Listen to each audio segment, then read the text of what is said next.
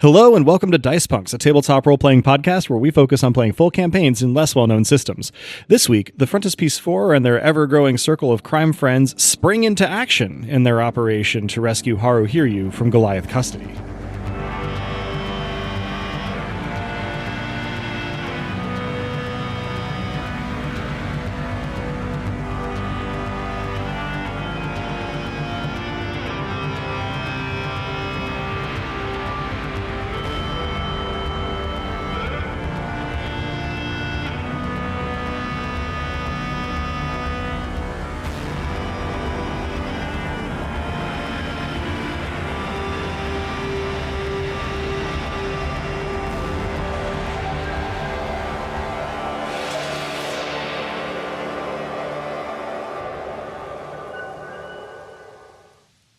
Hello and welcome. I'm Adam, your friendly neighborhood game master, and joining me are... Hello, I'm Drew. I just realized my beer is 7%, and I'll be playing Kato, aka Hecate, who could probably use a drink themselves. Hi, I'm Robin, who is sick, and I'll be playing Cal, who is not, so any stuffiness is not diegetic. Hi, I'm Des, and I'm merely sick of this. Well, not the podcast. And I'll be playing Matchstick, who really wants to just explode some things and needs agents to do that. Hello, I'm Nick, and probably will be for the rest of my life.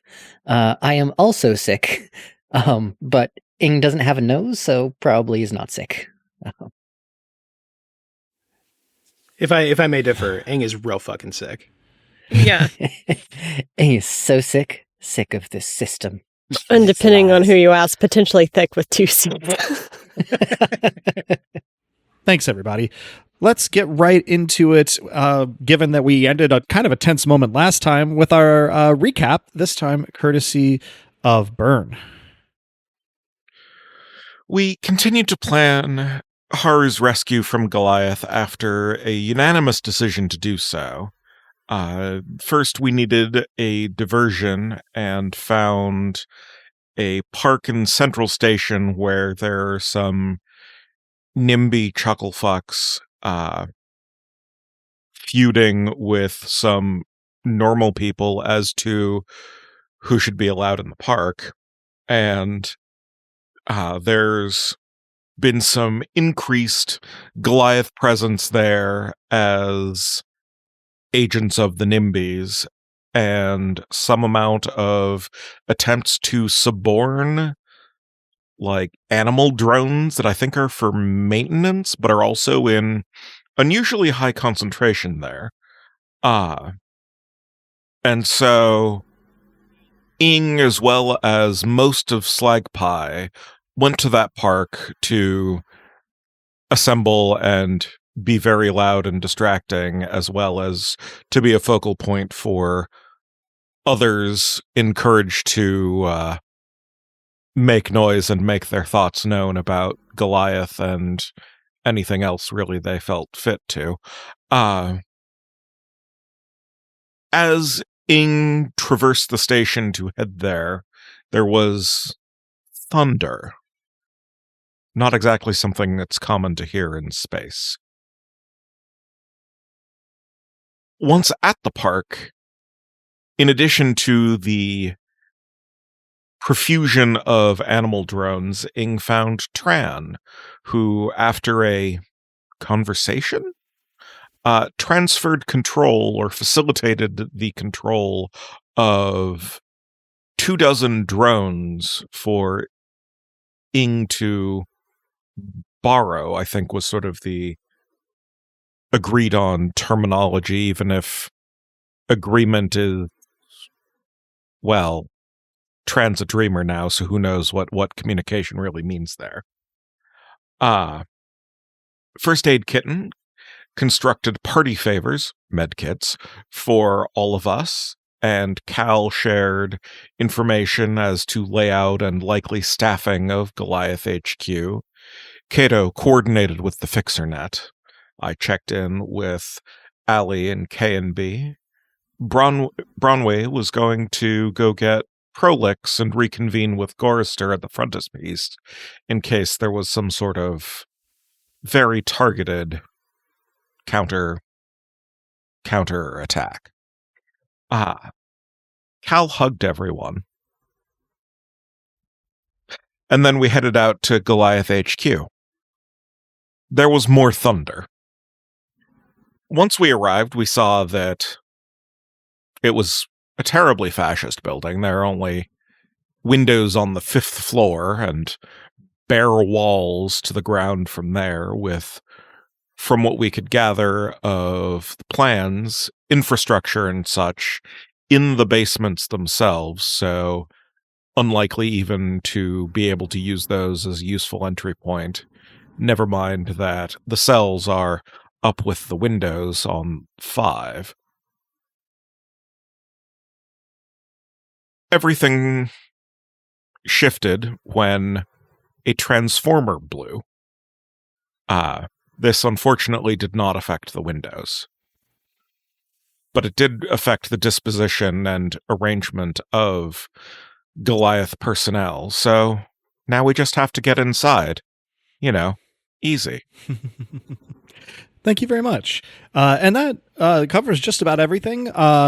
A detail that I'll refresh us on, the Goliath HQ building does have emergency power, but it appears that whatever generator they have on site is not enough to run absolutely every system in the building. Exactly what the disposition of their systems is as yet unknown, but we rejoin the action in a moment where there is still relative disorganization in the personnel at the HQ, and no specific plan has become evident on their end. You are possessed of the information that they've lost some power, but not possessed of information about which things are and aren't powered within. Everyone among our player characters is there, plus Tama and Rikarth from Slag Pie. Could you reprise us of where the Goliath employees that we can see are? There are some who are, distributed around the entrance. There's just the one on the 1st floor, and then a loose sort of smattering of them around the rest of the perimeter of the building. The rest that you can see are on the 5th floor. You can see through those windows. The windows on all sides face into hallway, implying that it goes all the way around the outside of that floor. And you can see people there who, until a moment ago, were apparently patrolling. Your information from previous episode suggests that the maximum number of official Goliath employees in all roles that would be in that building at any given time would be 46. But given that it is very unlikely with that transformer having blown that they're going to have people leaving the HQ to go handle other things, it's not clear what kind of number you might be looking at without engineering some kind of evacuation or extremely pressing issue that they have to draw people away for. So there's one on the 1st floor and then a smattering on the ground surrounding, and beyond what we can see on the 5th. You cannot see anybody on the interior of floors 1 through 4. Okay. There are, I guess I should give it a number, let's say total of 10 people around the outside of the building. 5 of them are by the entrance. The other 5 are on loose patrols kind of around the outside of the building, though they have stopped moving, sort of clutching earpieces and talking rapidly in the aftermath of the transformer boom.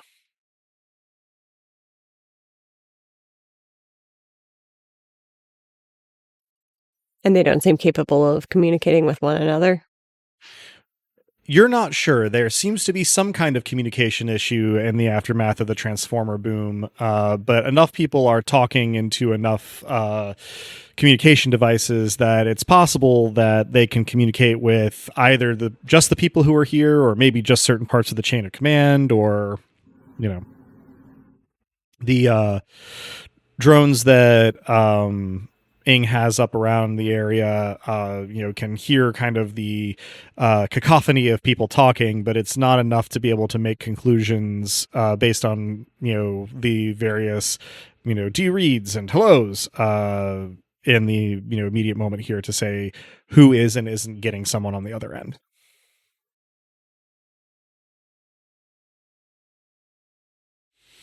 And I have intentionally brought us back here in like the immediate moment, right? So it's possible that you'll be able to get more information, as you continue to surveil, but I wanted to give us the opportunity to act right away if we wanted to.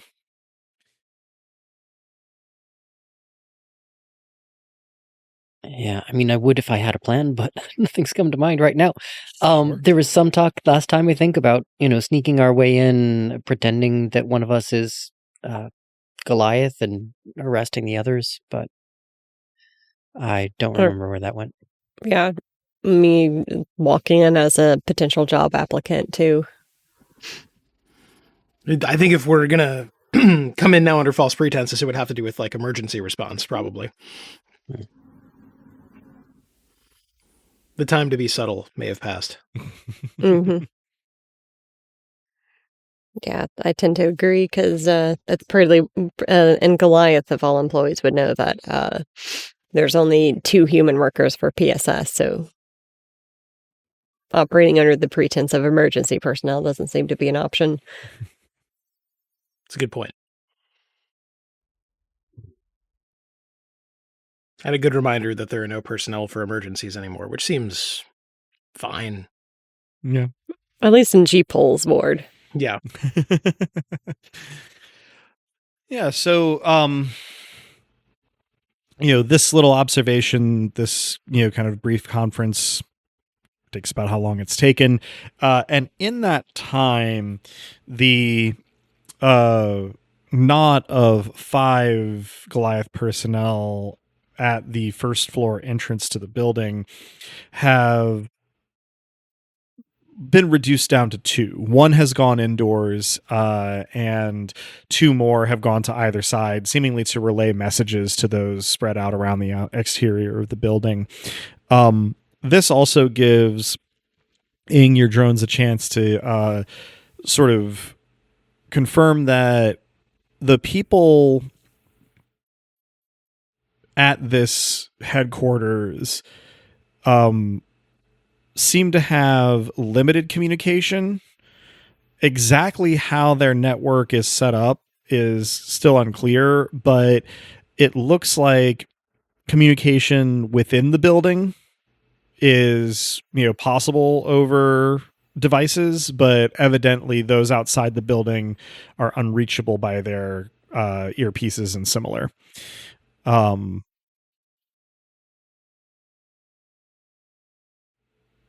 I think that's, for now, pretty much all of the developments. Can I determine any sort of like network traffic or like the sort of shape of networks, even if I can't infiltrate them without being painfully obvious? Let's get hacking and ghosting rolls. I imagine that you will succeed, given the bonuses available. That is a 14 on the hacking. All right. And a double 4s, and I haven't actually opened up. All right. I think double 4s makes that a 16 and a critical at that for ghosting. Cool. That. Yeah. So the Transformer explosion has done you some favors here because it has simplified the environment you are attempting to scout out. You aren't able quickly to gain like network access. You think you could, it just, may take you a little chunk of time here. But, this is set up as a private security firm's kind of intranet, as it were.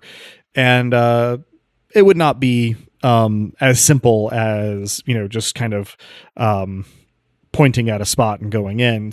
What you can see is that on backup power, at least, there is a private network that has a very limited kind of gated access out of the building's own local environment to the wider sort of internet, and it is currently working with sort of one internal server and one redundancy, and whatever their protocol for interfacing with the wider station network has failed in the transformer explosion. So at least for now, they can probably pull out a cell phone, right, and use its functions just fine. But their own infrastructure is not currently communicating with anything outside of the building. Okay. I send this information to Allie to suggest A, monitoring it, and B, if it does come back online, then to use with only regard for Allie's own safety, all of the bulldozing techniques available to get in and fuck shit up.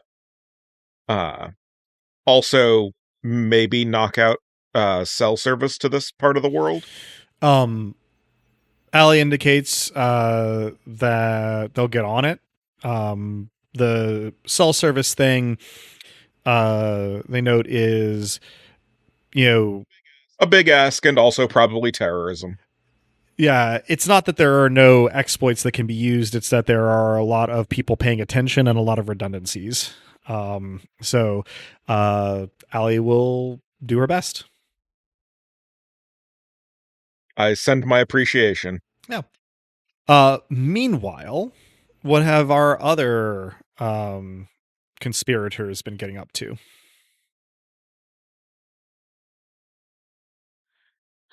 I am eyeballing the two remaining at the front, clearly waiting for the rest to get far enough away that a move on them would be possible.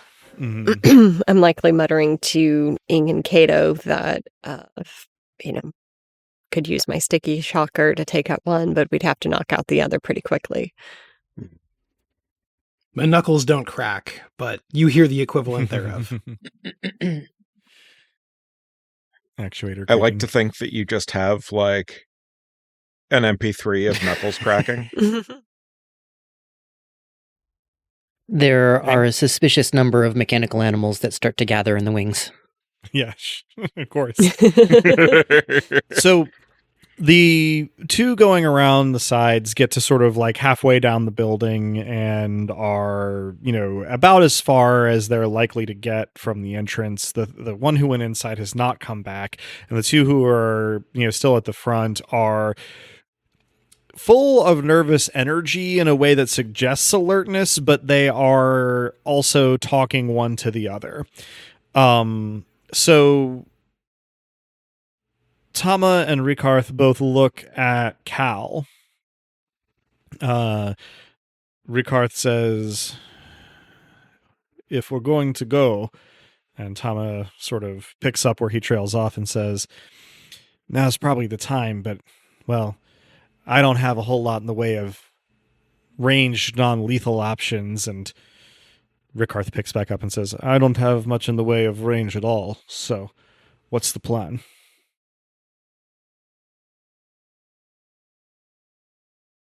Pulling up my character sheet. Sure. Not a bad idea. So my sticky shocker is ranged. Mm-hmm.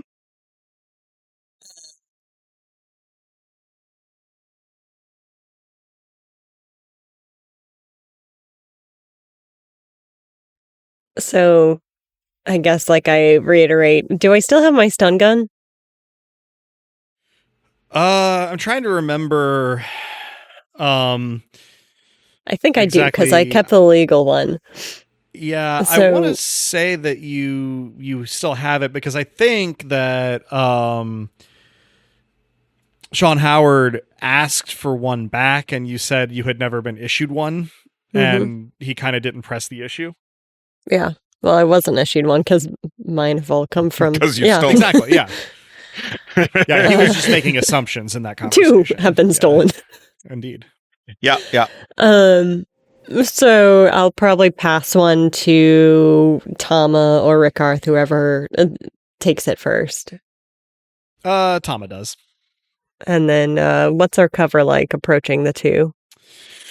Not a whole lot. You are currently sort of skulking, in sort of nearby infrastructure, near currently unused building, but relying on Ing's drones for a lot of your more comprehensive sort of information. And it's like a sidewalk, a street at a sidewalk, and then the walkway up to the Goliath HQ, and they haven't really left a whole lot, besides which it is not a huge security fence, but somewhat unusually for a Grand Cross building, they have put up like a decoratively menacing bit of fencing, so you can go over in a straight line, or you can go around to the opening where the entrance is. Not even gated, to give you an idea of how symbolic it is, but that would put you more in the open, even moving quickly.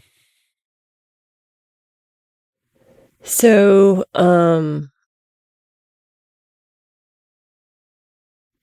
I'm going to whip out a zip tie and ask Ing, want to pretend to be a prisoner? It sounds like the best plan that we've got. Absolutely. I zip tie my incongruously strong-looking arms together at the wrists. You're incongruously? Incongruously, yep. And I'm pretty sure the Terabyte boys, to an extent, because they were working with Tupper, have some connections with Goliath, so I'm going to keep that as my holographic projection armor, but I'll suggest that Tama also change to a Terabyte boy. Mm-hmm. Yeah, she fiddles with it a little bit and, reconfigures her appearance to be more along the lines of what the Terabyte boys tend to look like. Unless anyone has any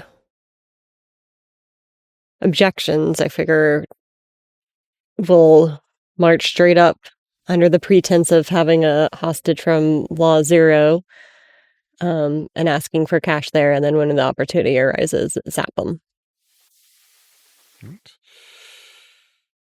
Reasonable. Tama just says, I'll let you do most of the talking. Got away with these security grunts. All right. Well, in that case, no time like the present, because the longer you go on, the more they're going to get their shit together. So, yep. Cal, you... And we can't be having that. No. You and Tama escort, I guess, Ing towards the front entrance to Goliath's HQ. It actually takes, as you are ambling, a moment for the 2 Goliath personnel at the entrance to take particular note of you, at which point one of them sort of jerks, very tensely and in surprise, and brings a weapon that takes you a moment to realize is some sort of like carbine configuration. Not sure what it would be loaded with in this situation, like halfway up before his cooler headed counterpart sort of, waves him down. He doesn't put it away or take his hands off of it, but he does lower it a little bit. And the other one keeps, his weapon kind of to one side and just motions for you to stop at the gateway. And he says, well, at least it's kind of a bad time. State your business. Lou said if we brought you folks from Law Zero, it would be good for some cash, and here's one of the bastards themselves. Can I roll? Please do. So this would be +1 for ACAB. Would this count towards my soldier advantage of dealing with cops, ex-cops, etc.? And then what else should I roll? Well, I would assume that this would be corporate security. Ing, you had something? 3. Yeah, I was wondering if I can help out with the role by trying to kind of gather some of the attention and make some convincing threats. Probably. So, Cal, to summarize, cool plus clever to bullshit this guy, and you get advantage because you're dealing with a cop or ex-cop or approximation thereof. So I got a pair of 3s, and that'll be +6, so that's 12. So yeah. I'm assuming then that incorporated your +1 for ACAB as well, because I see +5 yes. from Cool in corporate security, and then +1 from ACAB with advantage from ex-cop. Excellent. Okay.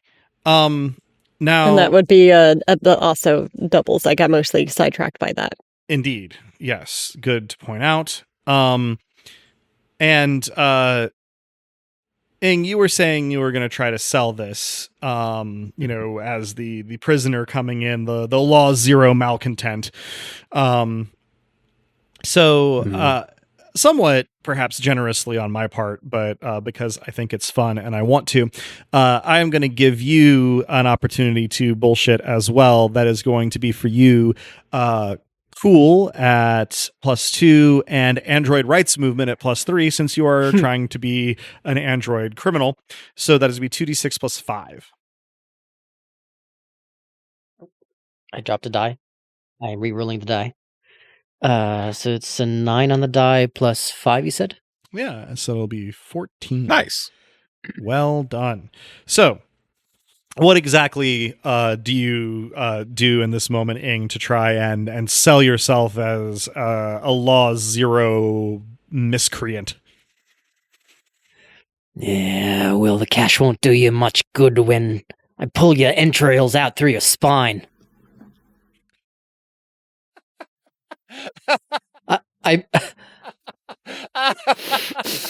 make the sound of spitting at the ground. Uh-huh. But without a mouth. It might undercut my I love you displaying a lack of understanding of organic physiology in your threat. That's a really nice touch.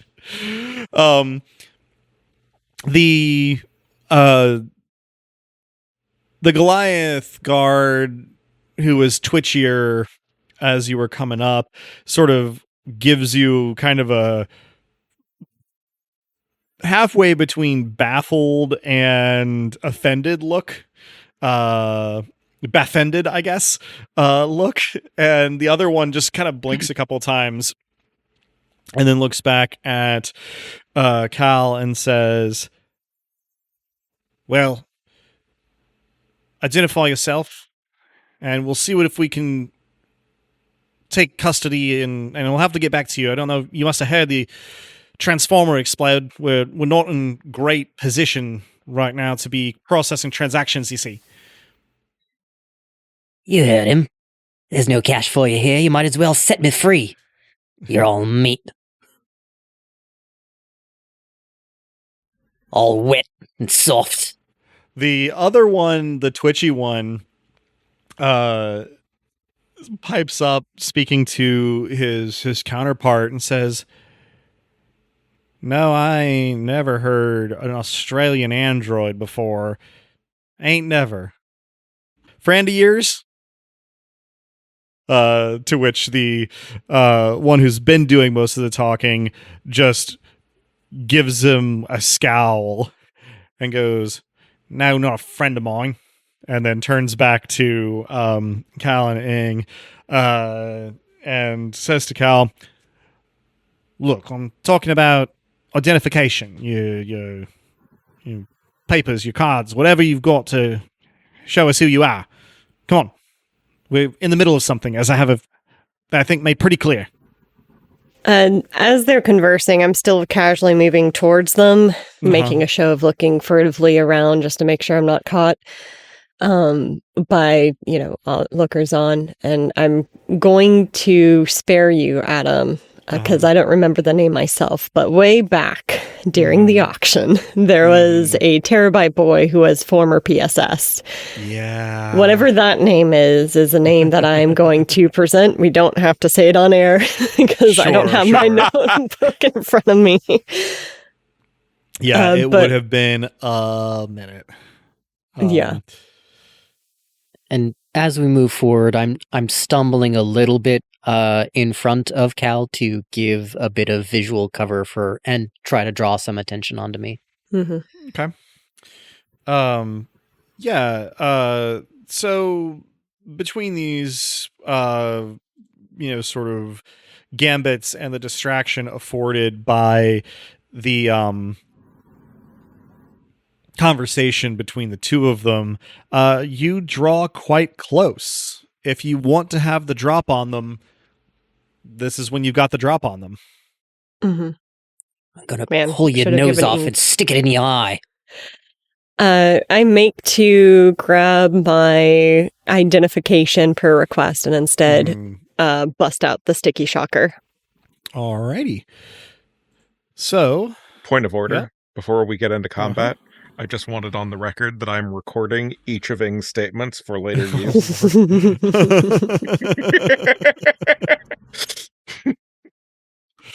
Well, wait till the monks at the temple hear this. It's on the record. Yeah. I'm also going to target the one that had the weapon, the carbine weapon closest to drawing. Okay. So, that would be the one with the southern accent in this case.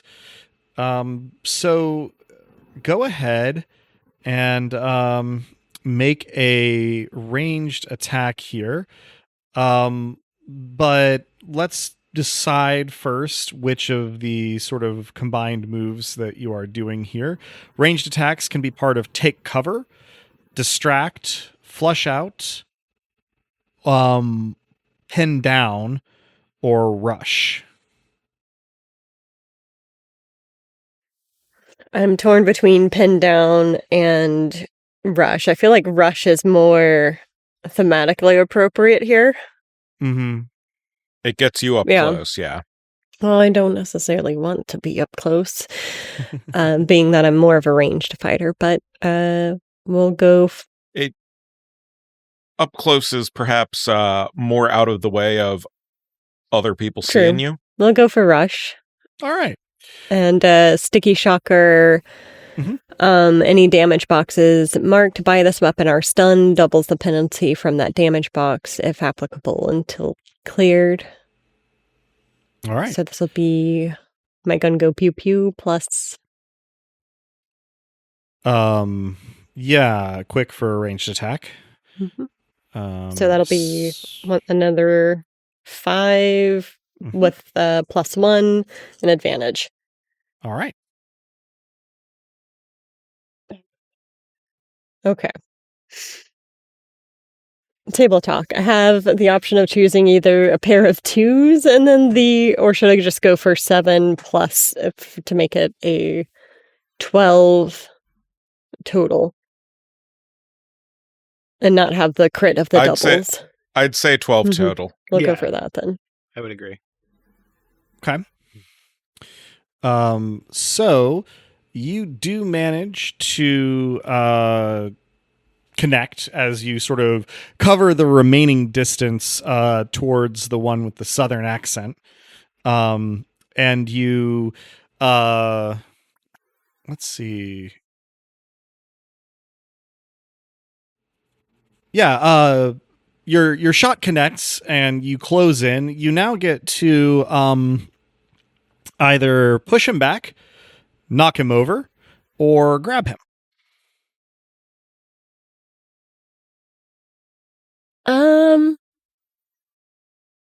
So he should be hopefully stunned. So I think grabbing him and using him effectively as a meat shield to attempt to fire again at the other guy is the appropriate All right. action here. Okay. So yeah, you sort of put him as he sort of not fully insensate, but certainly not making any coordinated moves right this instant. Sort of sags against you. You put him between you and his partner. Now, I think probably element of surprise and all that Ing, you have the next move if you want it. I will try to grab the nearest person if that is possible, if that's a move that's separate. Yeah, make a melee attack to grab your target. So that's going to be the 2d6 there plus tough. Okay. So that's 3 total. Okay. Because tough is at 0. You're right, it is. And the whatever the heavy armor frame does for you in that scenario is not going to be enough to make a difference. Although I think that I've still got some prep left. You should, I wonder if it's worth making another roll. Mm-hmm. You can boost it. Yes. I think so. All right. So I guess I will try to boost using my prep and hope for a high number. So here's adding 1 more to my 3. I rolled a 6, so that is a 9 total. Gets to a 9. All right. Nice. Well done. Prep well spent, I think. Let's see.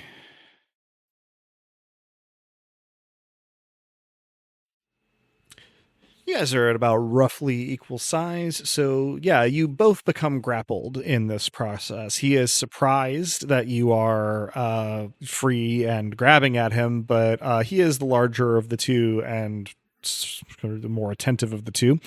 And so you will be able to kind of only use melee attacks against each other until one of you manages to sort of either escape or overpower the other, which could be in the offing. We'll see.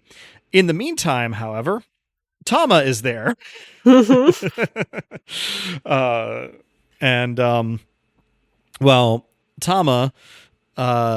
is like Cal, mostly a ranged fighter, but perfectly capable in melee as well. So I'm going to make a roll for her.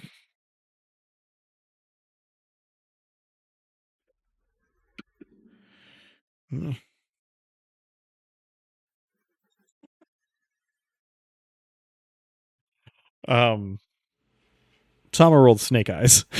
Oh no. no. So, let me have a look here at where we're at. Okay. Tama attempts at the same time, Ing, as you go to grab for the Australian Goliath guard, she goes to try and use the stunner on the Australian Goliath guard.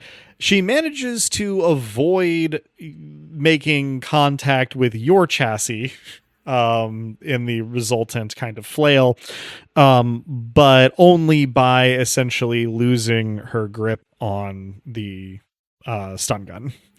It is now just kind of loose on the ground. So now our security guards are going to get the chance to try to recover from their surprise and fight back a little bit. So First off, Cal, the one that you rushed, and both stunned and grabbed, he is gonna do his best to try and shake off the stun, but his actions are going to be limited this turn. So I'm going to roll for him.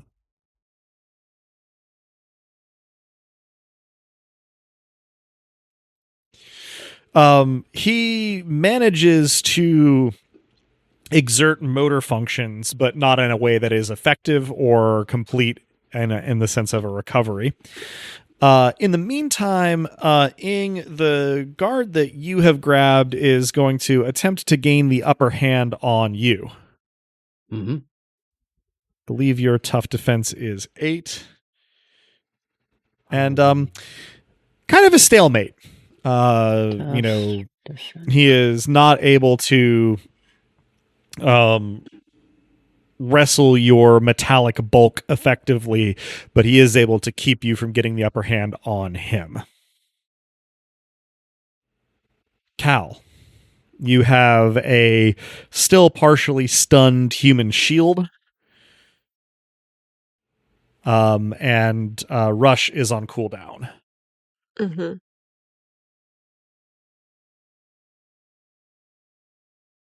Sorry, I was moving back to the combat moves. All good. The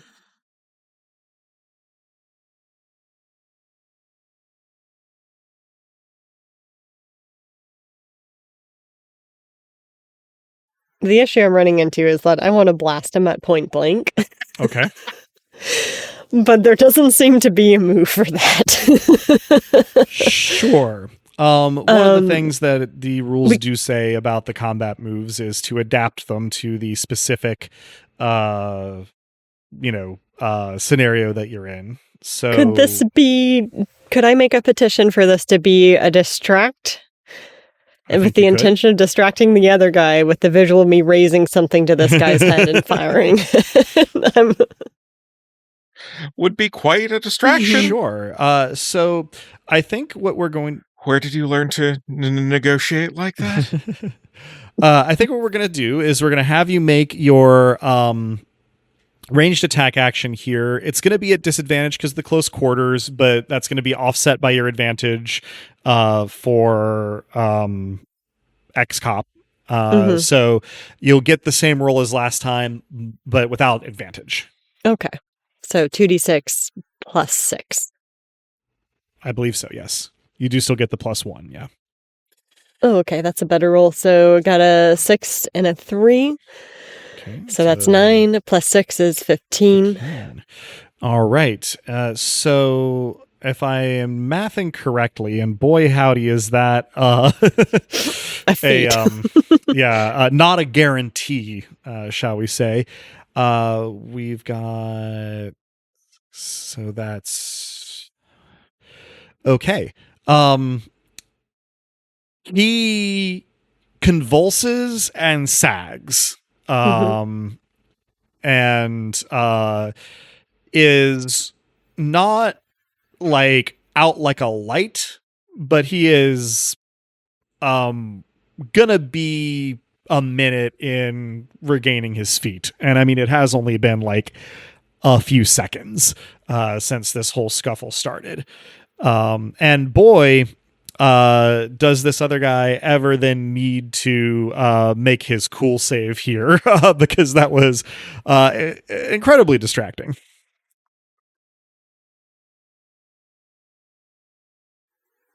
That is...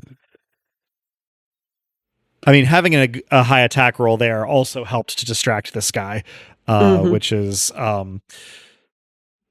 he had to roll real high and did not. So, he is not got his whole focus on this weird, awkward flailing he's doing with Ing and Tama.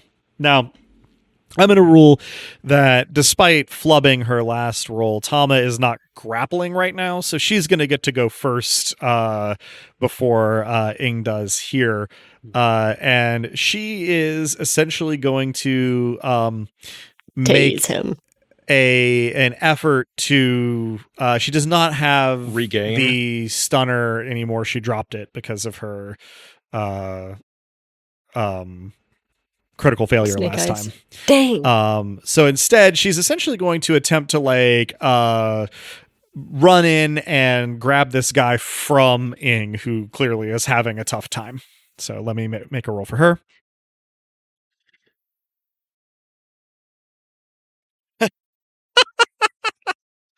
Oh boy. So these were obviously not back-to-back rolls, but Tama last time rolled snake eyes. This time she rolled, as I've learned from Dez, to call them boxcars. Oh, nice. So Excellent. she kicks the dropped stun gun out of the way as she steps in, and this guy is facing Ing as the two of you sort of like grapple at this stalemate. And so she, using her low center of gravity and surprising muscle mass, essentially reaches behind her to grab him under the armpits and uses her entire body to lever him over her and face down onto the ground. His whole front impacts the pavement at once with a meaty thwack, accented by the loud clack of his firearm in between him and the ground at the bottom of his ribs. He makes a sound with his mouth that I'm going to try to approximate here.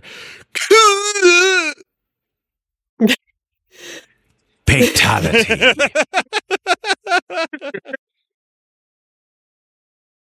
I have to pick my jaw up off the ground. I think that was actually in character. By the Oh, way. it absolutely was.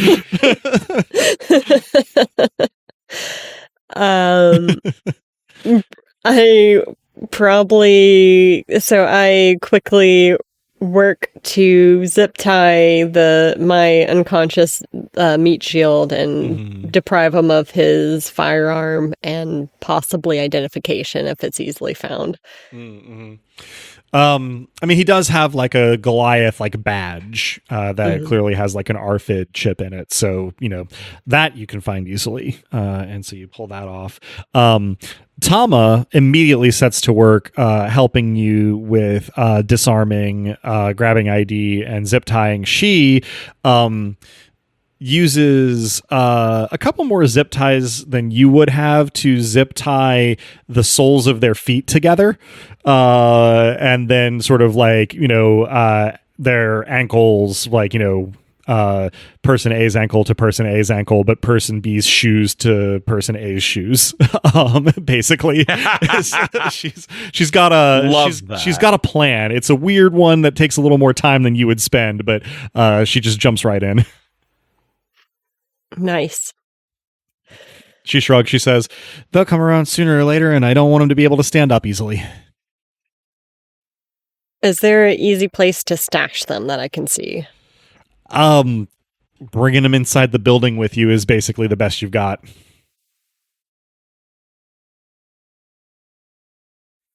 Yeah, so Is the other one unconscious currently, or just he's winded, but not KO'd. And the stun gun one is not like unconscious. He is in a lot of pain and having a little trouble accessing his extremities. fixable problem? So, meat shield, an element of surprise. I say out loud, quirking an eyebrow in Tama's direction. She looks at them, looks at you, looks at the doors, and goes, "I'll grab one shoulders. You grab the other shoulders. We push through the doors and then see how far we can throw them. Let us know how far we can trust them." My guess is not very far for me, but you might fare better. She looks over at Ing and then looks over at Kato and goes, "We got some strong boys to help us out." I flex. As though on cue, I walk up, having seen the success of this part of the plan, and I flex, as if to indicate that, yes, indeed, strength is on offer. Mm-hmm. Rikarth comes with I you. scuttle up in Cato's shadow. In the shadow of the fiddler crab, coming soon to a theater near you. The encrabbening Not by Orson Scott Card. Not by Orson Scott Card. I will now be thinking about another Crab's Treasure for the rest of the evening. A game that I tried to play and then decided I was better off watching someone else play, but I'm glad I did. The whole gang is assembled, such as is present at this moment, in front of the entrance here, with some creatively zip-tied mooks in hand, figuratively, soon to be literally, and are set to breach the only above-ground entrance to this place. I will pick up the stun gun and hand it back to Tama. She goes, "Oh, yeah, in case that wasn't accomplished." thank you," and sort of holsters it. I always get a little distracted when there's a good zip tying going on. I pretend like my cheeks don't flush. So she looks again to Aang and Takedo and goes, "All right, let's I think I've got the lowest center of gravity, so I'll take middle, and then on 3 we'll step past the doors and then throw with all our might. If you see somebody we can throw at, great. If not, then into something hard." Hoist and hook, chain bonus if possible. Got it. Yeah. Try to avoid the skull. Those are surprisingly fragile. She goes, "Speak for yourself." But then glances at Kato and goes, I got a nephew that plays these Dynasty Warrior games. Is that what you were referencing?" Yes, remarkably. I'm not used to people getting those. "I have babysat way more hours than I want to, and I usually leave the babysitting to them. All right, let's go." And she goes, 1, pick up, 2, take a step, 3, step through the door. I'm just going to roll an arbitrary number here to get their distance, because we don't need to do 3 tough rolls to see what the hang time is. This isn't Smash Brothers. I don't roll for how many hundreds of guys get hit by this. It's for Dynasty Warriors. I'm just imagining Kato swinging them by their ankles into a bowling ball pin arrangement of other grunts. Security bolas. All right, so these are double doors, and they do swing inward, because as much as this is Fire code. supposed to be a secure location, it also is a corporate HQ. And so they, through the doors, and in the moments before you launch these 2 poor schmucks, you have a chance to look. The sort of lobby receiving area is not huge, as you might expect from the overall design ethos of this building. There are precisely 4 mismatched fake plants, 2 on the walls opposite the entrance, and then 2 in the middle of the walls on either side. And there is a very official looking counter that has accents of steel diamond plate on it, just for the absurd tactical look of the thing. And there is currently at that counter a set of 3 similarly attired and equipped personnel to the ones that you are about to throw at them, as well as a very put upon looking secretary, who looks as though she were plucked off of an Australian beach, poured into semi-professional attire, including like a dark polo shirt with the Goliath logo embroidered on it, and sat here at this sort of welcome desk. And she is evidently pretty frustrated with her interlocutors. Whatever they were arguing about, and it evidently was an argument, is interrupted by them turning to the doors as they open, and then their eyes widening as two of their fellow employees come sailing towards them.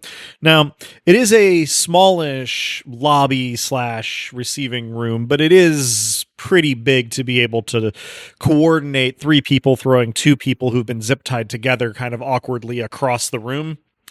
So they don't actually make it all the way over the counter, but they do plonk into the front of it in a satisfying kind of way. And it buys you a moment of distraction where, they are unsure of how to respond. So anybody with enough presence of mind can take an action here before they get, reacted to. I am going to pick whatever target feels most relevant for the sticky shocker. Okay. While also leveling the new firearm, whatever I picked off of the security guard at the secretary. All right. As a clear, silent command to not move a muscle or push the inevitable secretary button. Sure. I'm going to call that a pin down move. Yes. So go ahead and make your range attack.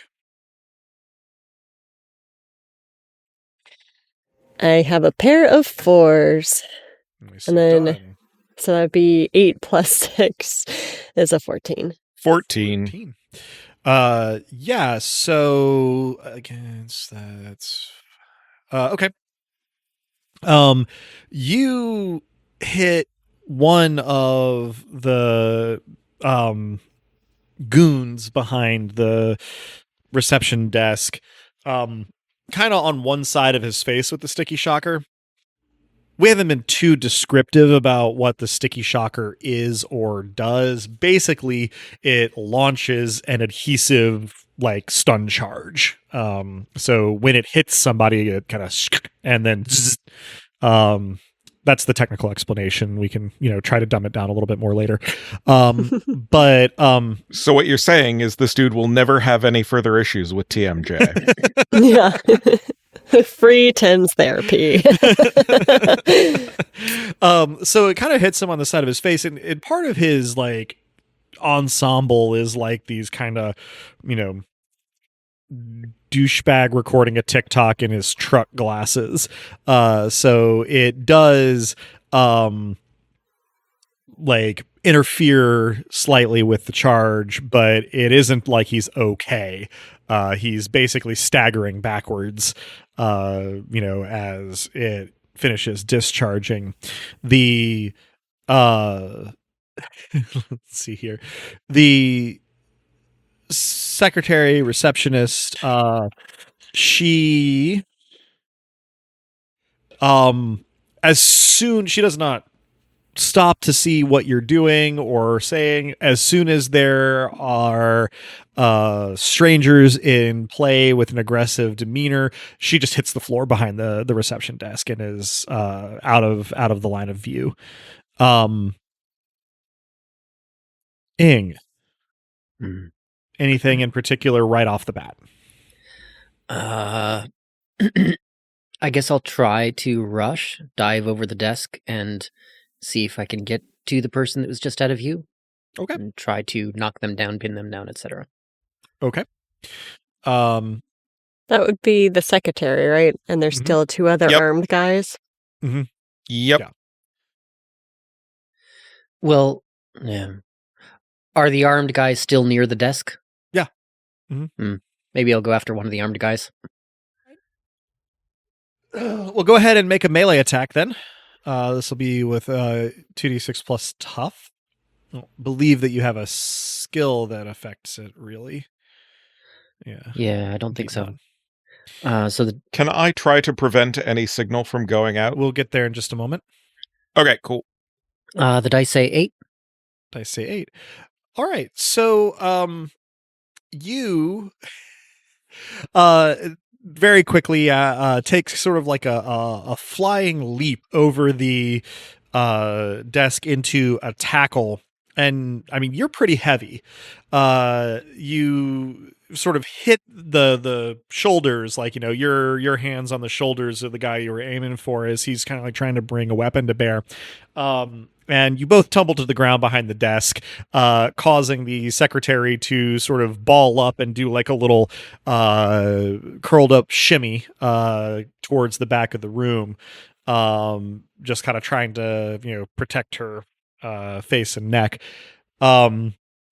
You are currently, both you and the guy that you tackled here are knocked down, although you are on top and have a little bit less of a handicap there. Kato? That leaves one armed guy, if I recall, if I'm It does. picturing this properly. So Uh-huh. I think I need to bum rush that guy, large arm first. All right, that's going to be a melee attack, which for you, Large arm first probably doesn't make it a cybernetics roll, so it's probably No. probably no relevant skill. So it's just going to be the dice plus Indeed. 1, I think. Mm-hmm. It is. Luckily, the dice were decent. That's an 8 plus 1 is 9. Okay. So here's a question. Are you going over the counter or through it? I love this question. It's the only way forward. That's a very good question. I think the answer is through. All right. Channel your inner Kool-Aid man. As the poet wrote. Oh yeah. All right. I am going to make a little bit of just like a chaos, how do physics function in this moment roll. Sure.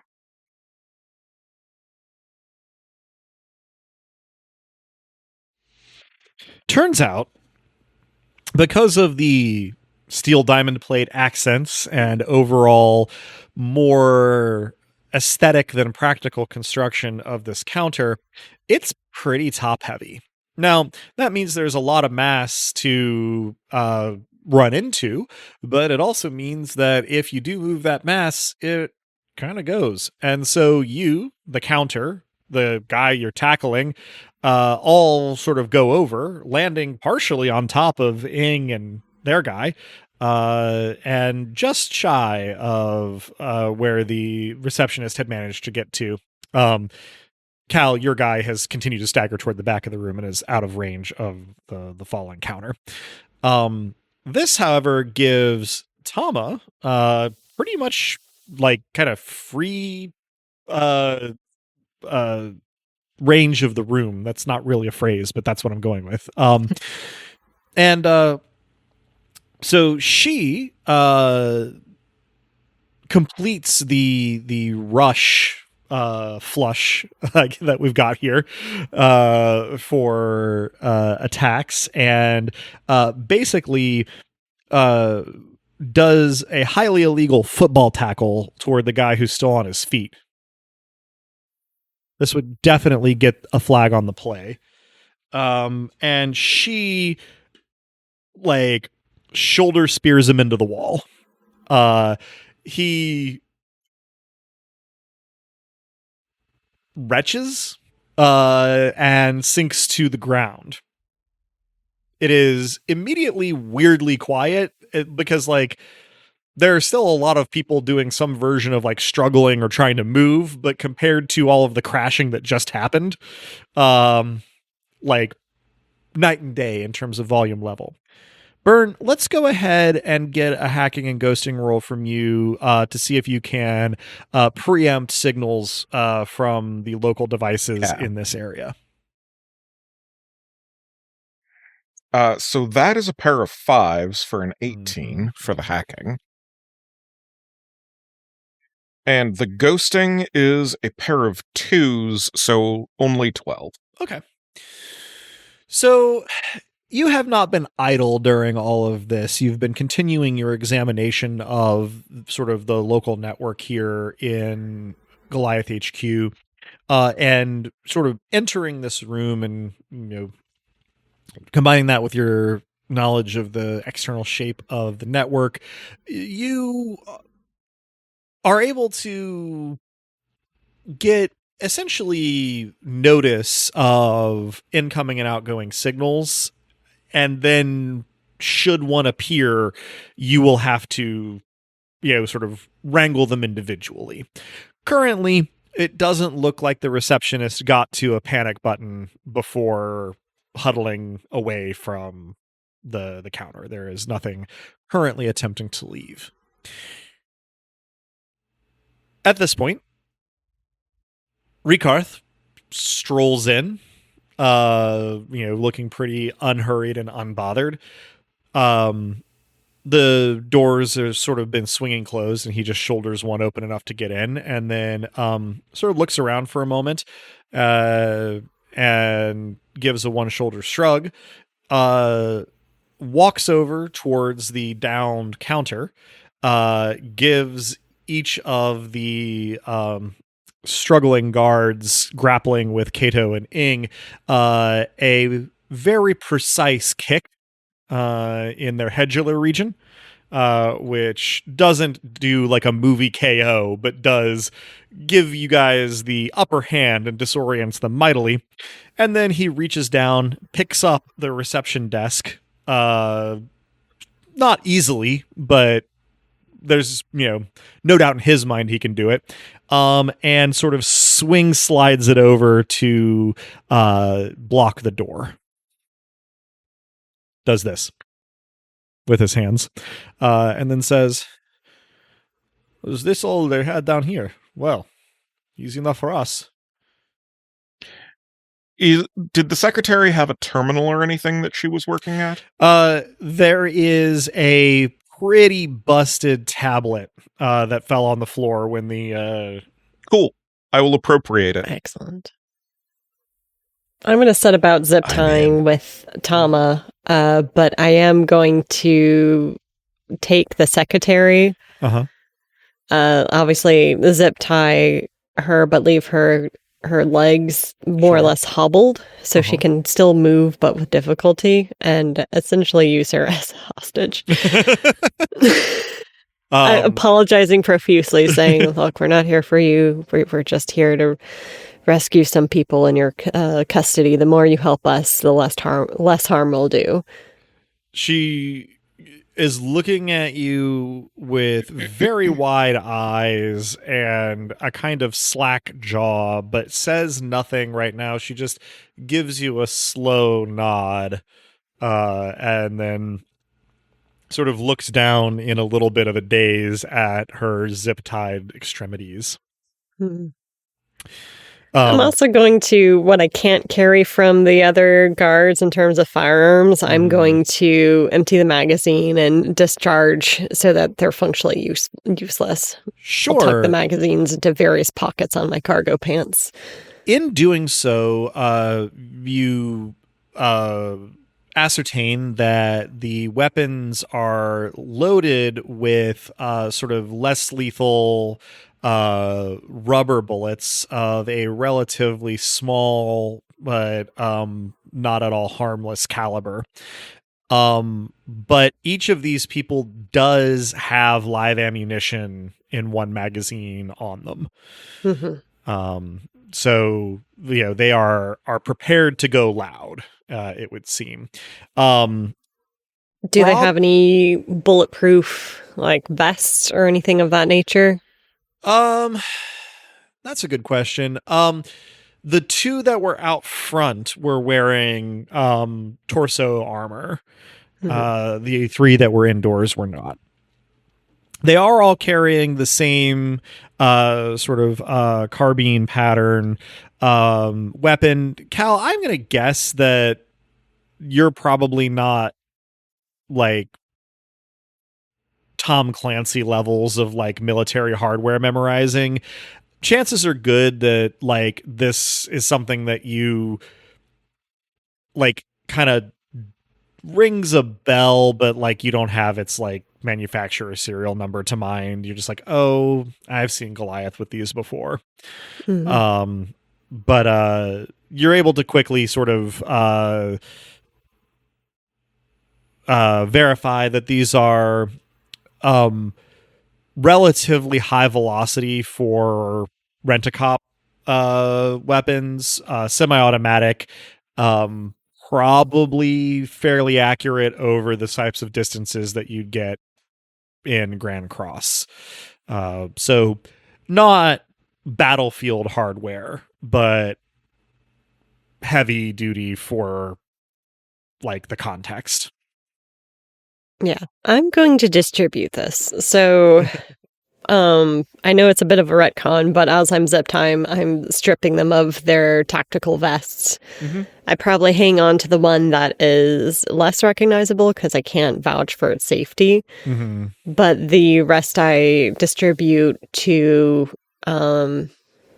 essentially anyone that reaches for it and can fit it. Okay. And then I also distribute the rest of, knowing that they're rubber bullets, I distribute the rest of them to, let's say, Kato, Tama. And I hold up a questioning hand to Ing, saying they're rubber. They're supposed to be non-lethal, but can still hurt.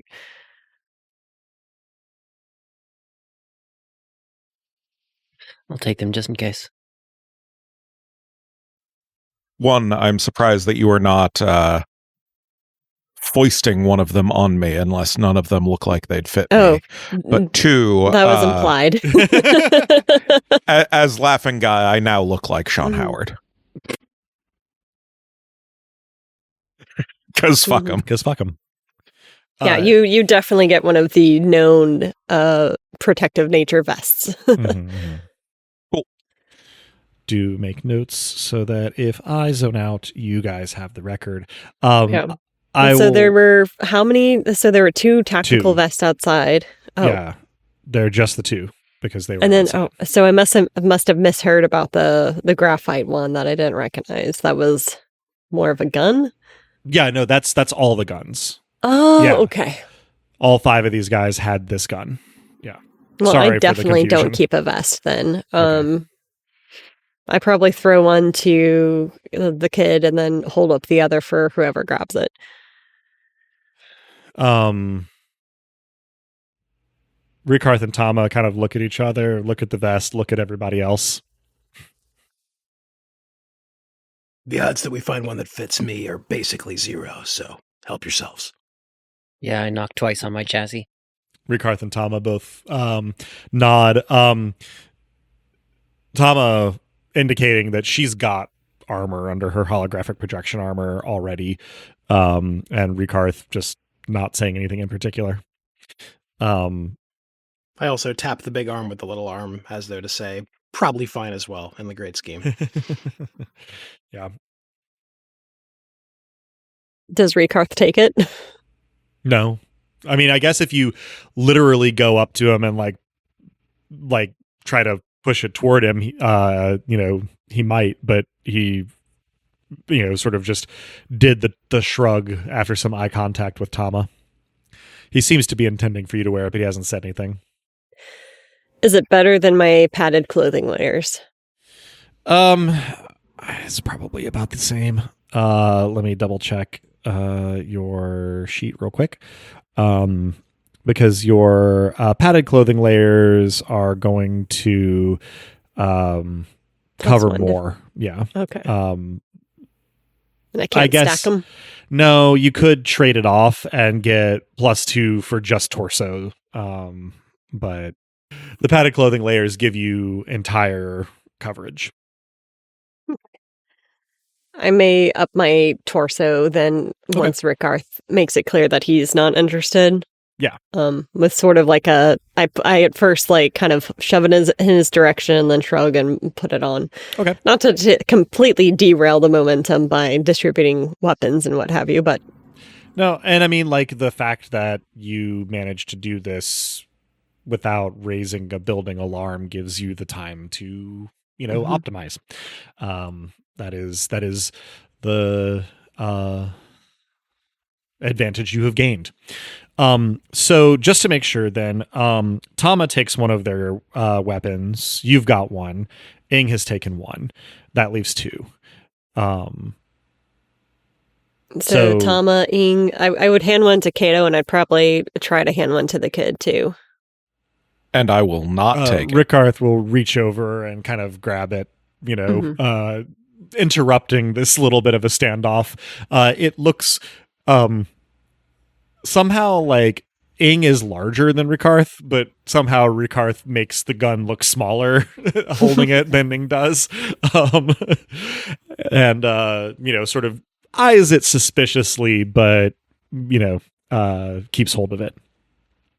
So then it seems like we're ready to proceed. For what it's worth, for our players and listeners to envision this, Cal has essentially taken the receptionist hostage. Cal's character sheet lists them at 5'4", so you are 5 inches shorter than this receptionist. Just for the visual. Also, I've taken the receptionist's seat and am actively working to insert myself into the network through the tablet. So I hate to break it to you, this is one of those establishments that does not give its employees somewhere to sit. There is no chair or stool.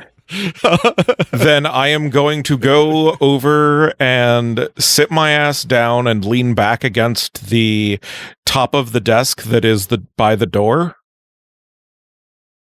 And just like cross my legs as if this is comfortable. Now, the tablet's screen is pretty messed up, but fortunately you are able to access its functions through your own device.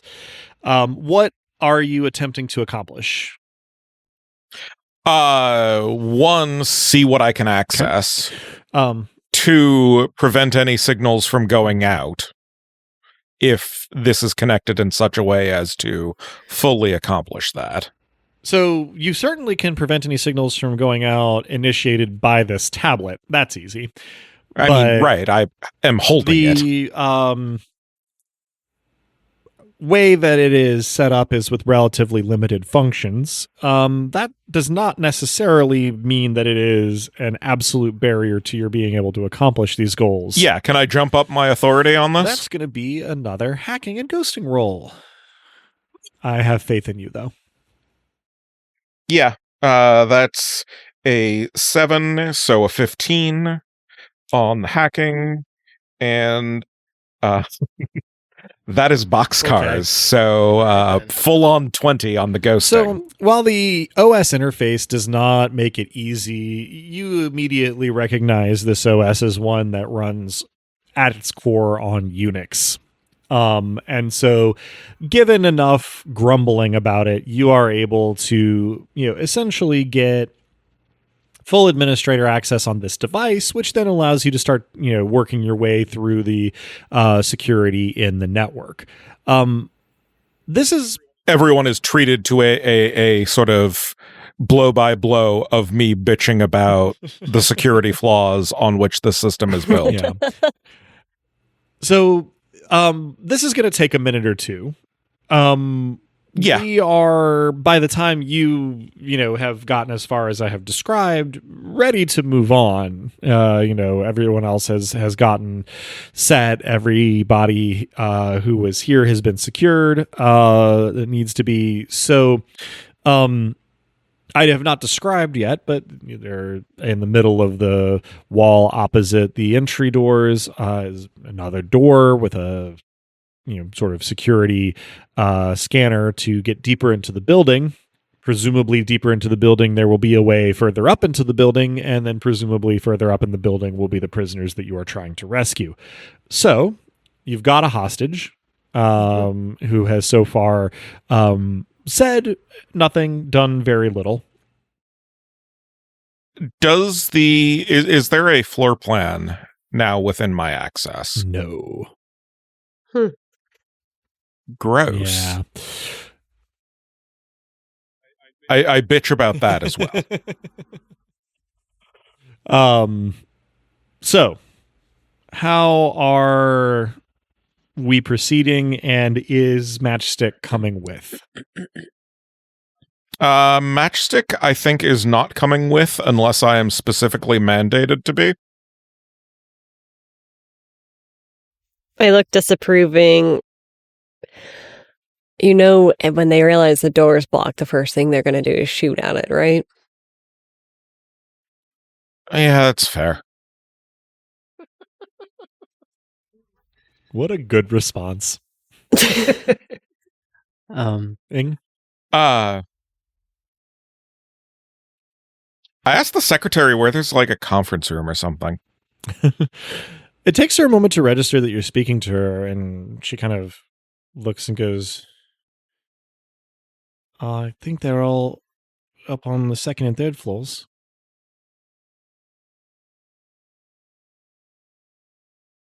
I thank her. You're welcome. Ing? Yeah, I'd like to bring some of the animals in from outside to help out on the inside. All right. So you sort of shimmy the barricade and crack the door open wide enough. You've got 24 animals. How many are you admitting entrance? Let's bring in 10. Do you have a particular preference on flying versus not? Let's say 4 flying, 6 crawling, jumping. Yeah, okay. Running. Easy enough. It's really kind of funny because most of these animals are made to look fairly convincing, as animals, because they're, supposed to be mostly like hidden maintenance in a park area. So you just have like this little parade of woodland creatures into the reception area. Ing is a Disney prince. Or royal of some sort. Indeed. And Disney if it's- scion. If it's helpful, if you need to do some hacking while we're moving, I wonder if the little animals can act as guides and just gently nudge you to the left or the right when you're about to run into a wall. That is an instruction you can give them. I will give them that instruction. That would be very funny. And so it shall be. All right. So, this has all taken less time to do than it has taken us to describe it. I'm assuming, Cal, that you take point with the receptionist in hand. Yeah. And after a moment, I am going to actually take off the padded armor around me and instead fasten it around the receptionist. It would obviously have to go over her arms, but maybe she's small enough that I can still zip it up. And I kind of, as I'm doing it, say, look, I don't want to cause you any trouble or duress. So if you can give us a sense of where they might be keeping some prisoners and what we might be in for once we get up there, the safer you'll be. She gives kind of a hollow chuckle. Right. Well, everyone comes in, goes up. The first floor is mostly storage, but I'll never go further than that. Security risk, you see.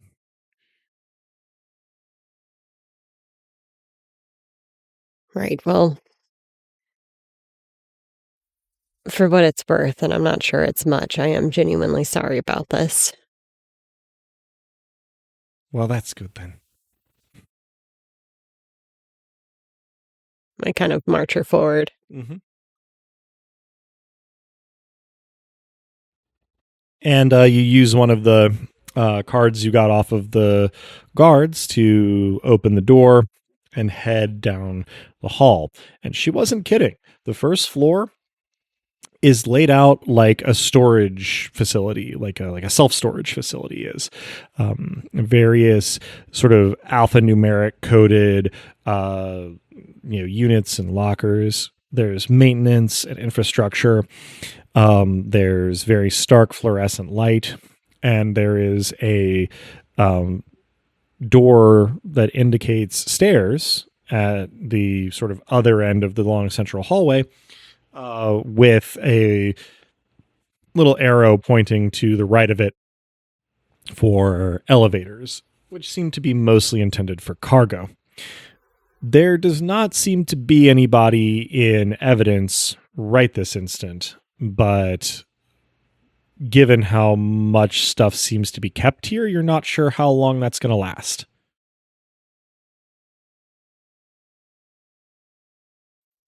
Do you know where the elevators are, at least? She says, all the way down and to the right. I think they mostly use the stairs, though. Any reason why? Machismo? No, I mean, the elevator takes a key. I don't know how many of them have it. What's your name? She sighs and says, Piper. Piper, I'm Rev. It's not very nice to make your acquaintance, Rev. I understand. But I'll get you through this. I suppose I'll believe it when I see it. What are you doing anyway? There are some people here that were wrongfully arrested. She has a slow nod. Right. And goes quiet.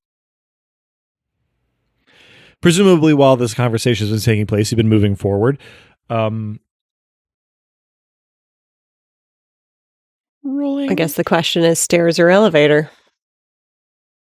Well, the elevator requires a key card. Mhm. At about the time that exchange takes place, the door to the stairs swings open, and you can instantly recognize the person that emerges from the stairs first as the IT guy.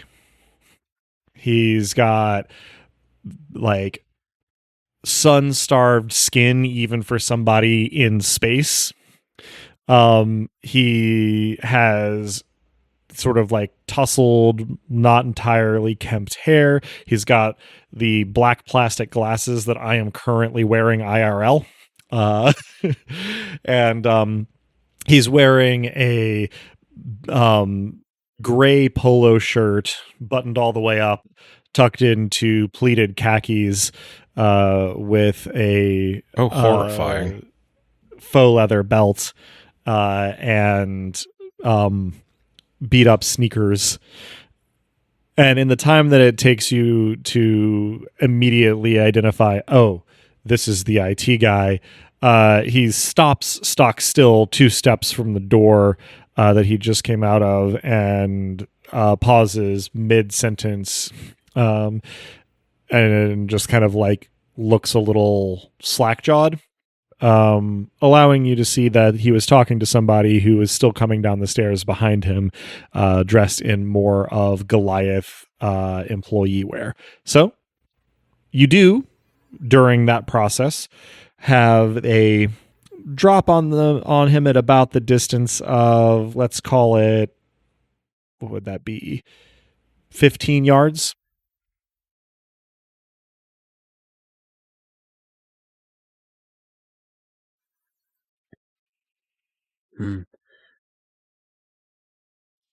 I will rush and try to grab him. Right. I will aim my sticky shocker at poor Piper's head and hold a finger to my lips around her, like wrap the arm around her to hold a finger up to my lips. Mm-hmm. Are you going to say anything? I will say nothing. Okay. Because I imagine anything that I would say would be overheard. And Okay. I mean, it's a pretty clear message without any verbalization. Just checking. Ing. I am trying to demote this dude's access. Okay. Remind me to circle back to that in just a moment. Yep. Ing, you are still rushing past? Yes. Okay. You move fast. It is a decent bit of ground to cover. So we are going to get the IT guy is not going to get an action here. But the Goliath guard coming down the stairs behind him is going to get one as he sees you come into his field of view through the door.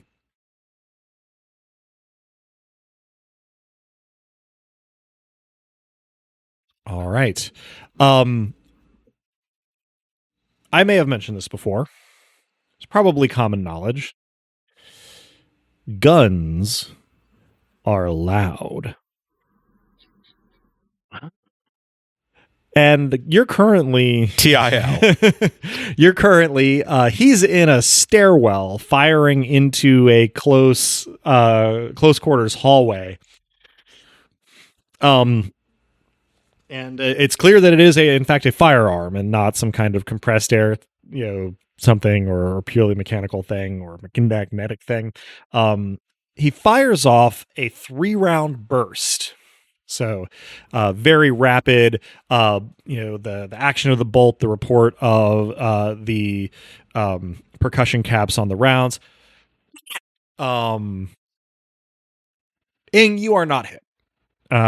You can actually sort of, especially you, Ing, can see your style of vision, the impact points on the floor, one, and on the wall, the other. The third one, you don't really see where it hit until the IT guy pitches over forward, swearing at the top of his lungs. There isn't a wound on his back, so this is still using those less lethal rounds, but he is attempting to reach over his shoulder and press on where he has been likely bruised to the point of splitting the skin, if you had to guess, based on the range. So he is now curled up in a ball in the middle of the hallway just in front of the stairwell door, having gotten a little bit of friendly fire from a guy who shot before he aimed. Okay. Meanwhile, Tama rushes up to Cal's shoulder and sort of levels her procured weapon, the Goliath model, whereas Rikarth runs past on the other side, just a little bit behind Ing. Now, Rikarth is heading for the side of the doorway from the stairwell. Ing, your target has been shot in the back with a rubber bullet. Are you continuing to bear down on the IT guy? Are you heading for the stairwell? Or are you doing something else? I will head for the stairwell instead and divert. Kato? Is Ing given a could use a hand vibe? That's up to you. That's an Ing question, I suppose. I think it's probably up to you because you're looking at Ing's back. That's a good point. That's a good point. I think I'm sticking with Ing. Okay. Good deal. Let's get hacking and ghosting here for Burn to try to demote this IT guy's access. Yep.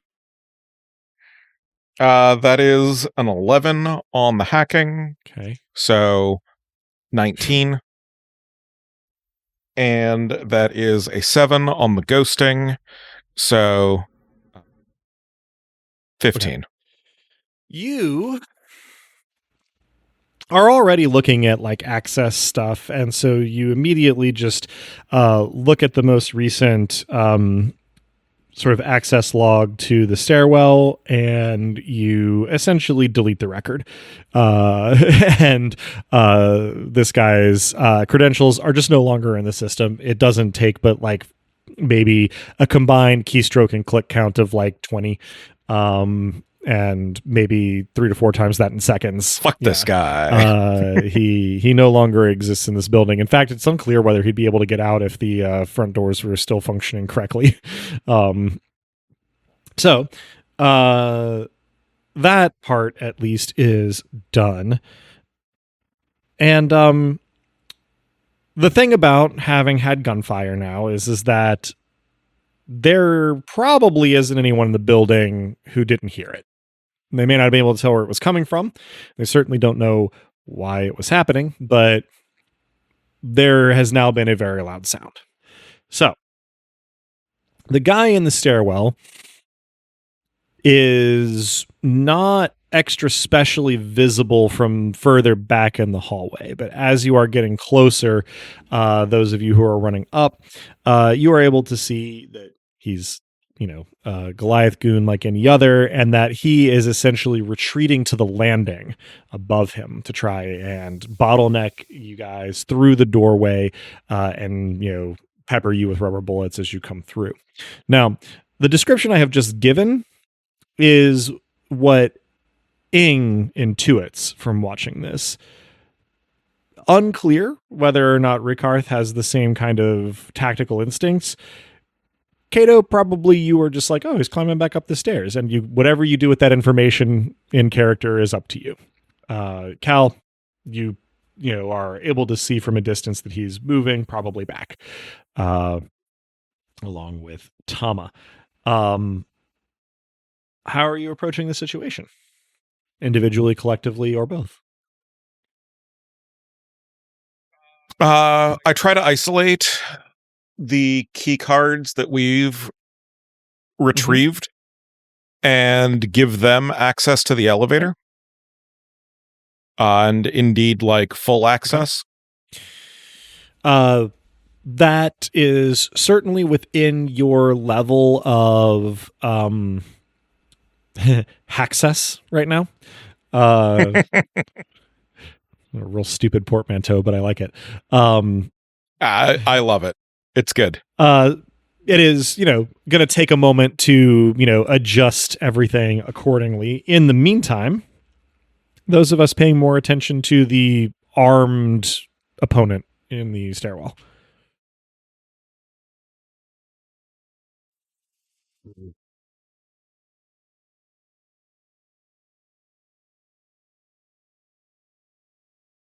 I'm going to shove Piper to Tama. Mm-hmm. And I guess the proper move... Well, I guess nothing is on cooldown. So I may attempt to pin down the guy before he can reach the landing. Close the distance, take an angle using the door as cover with my sticky shocker. All right. Yeah, so go ahead and roll that ranged attack. Still rolling with advantage. I got 6 plus 6 is 12. Okay. Let me check his... Okay.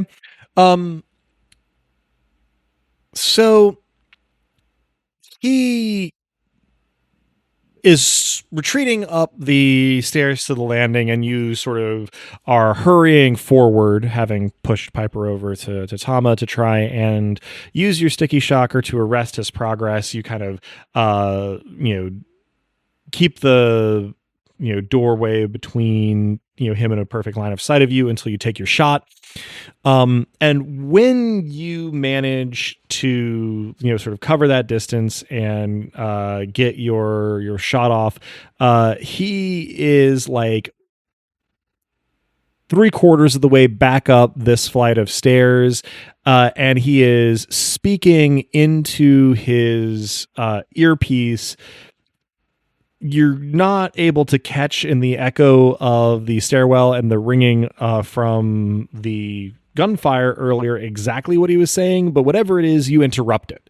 It has that what Robert Frost called the sound of sense. You can hear the tone and the rhythm, but not the words. So it's, he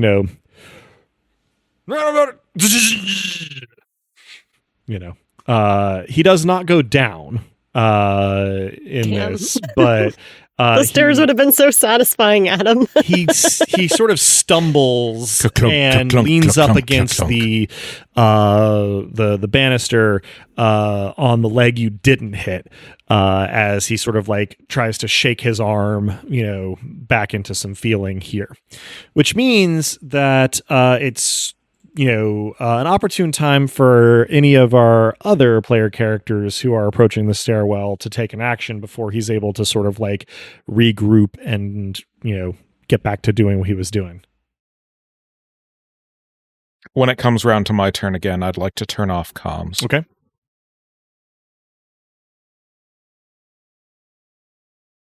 I think Ing's in front. Mm-hmm. Yeah, so I guess in order to not be a bottleneck, I will continue to rush up the stairs. Okay. Is that- Yeah. Throw him down the stairs over the So railing. you're gonna use the actual rush move on him here. Sure. Yes. All right. Roll a melee attack with tough, which is just 2d6 straight up. 7. Okay.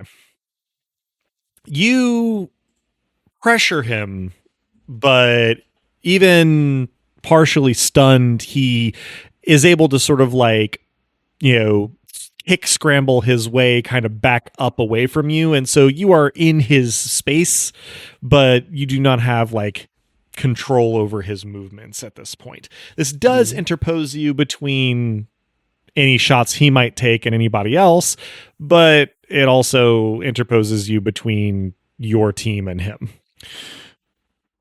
Kato? Oh, the stairs are a little bit of a bottleneck, so I think I need to go up them as well if there's not a way around to the other guy. Around to the other guy? Yeah, I guess I'm trying to picture the stairs. I don't think there's there's no way to go but up.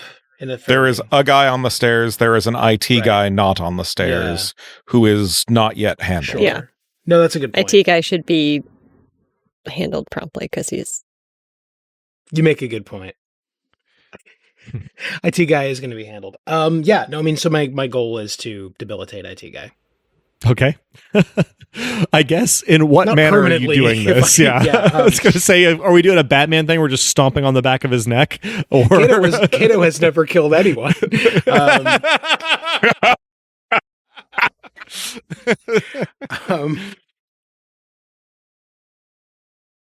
It's a good question. I think we're just trying to knock him down as a first step. he's Oh, on he's- the ground. that's Remember, right. he got Excuse shot me. in the back with a rubber bullet. He's curled up. Excuse me. So he may be sufficiently dealt with for the time being. I mean, zip ties at a minimum. Yeah, totally. I think I call out for zip ties. I don't know if zip ties were distributed. I mean, Tama has zip ties. Cal has zip ties. That's all I heard about it. I guess your first aid kit from First Aid Kitten might have something that would work as a restraint. You know can what? call out for zip ties. Probably Tama will throw you some. Yeah, no, I call out to Tama for some zip ties. I say, all right, this guy's down. Let's make sure he stays that way.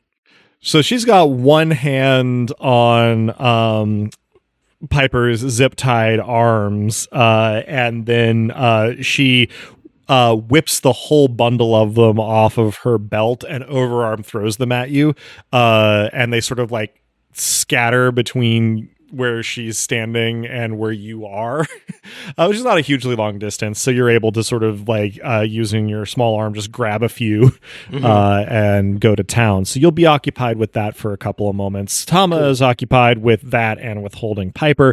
Rikarth dashes through the door into the stairwell.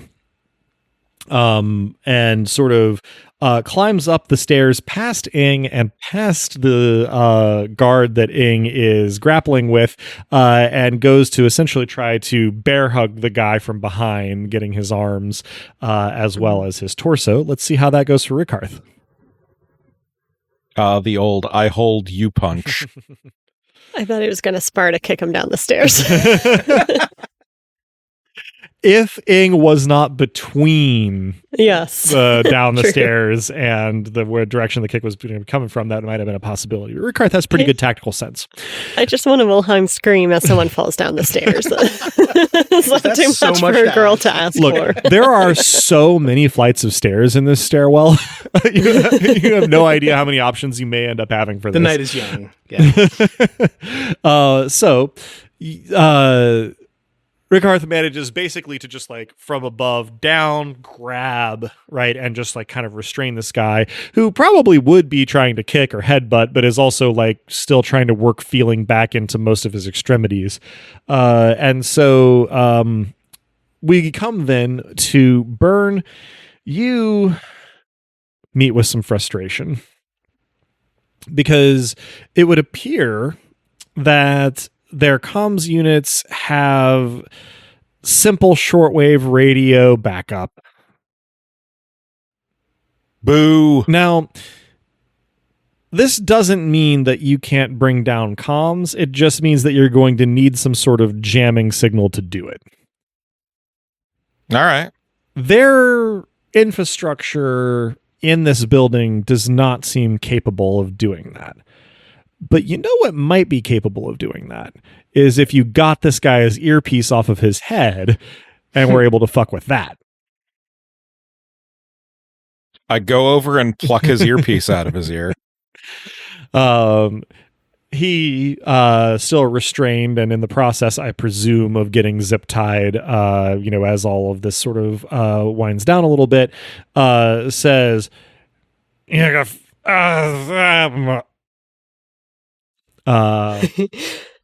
Eloquent.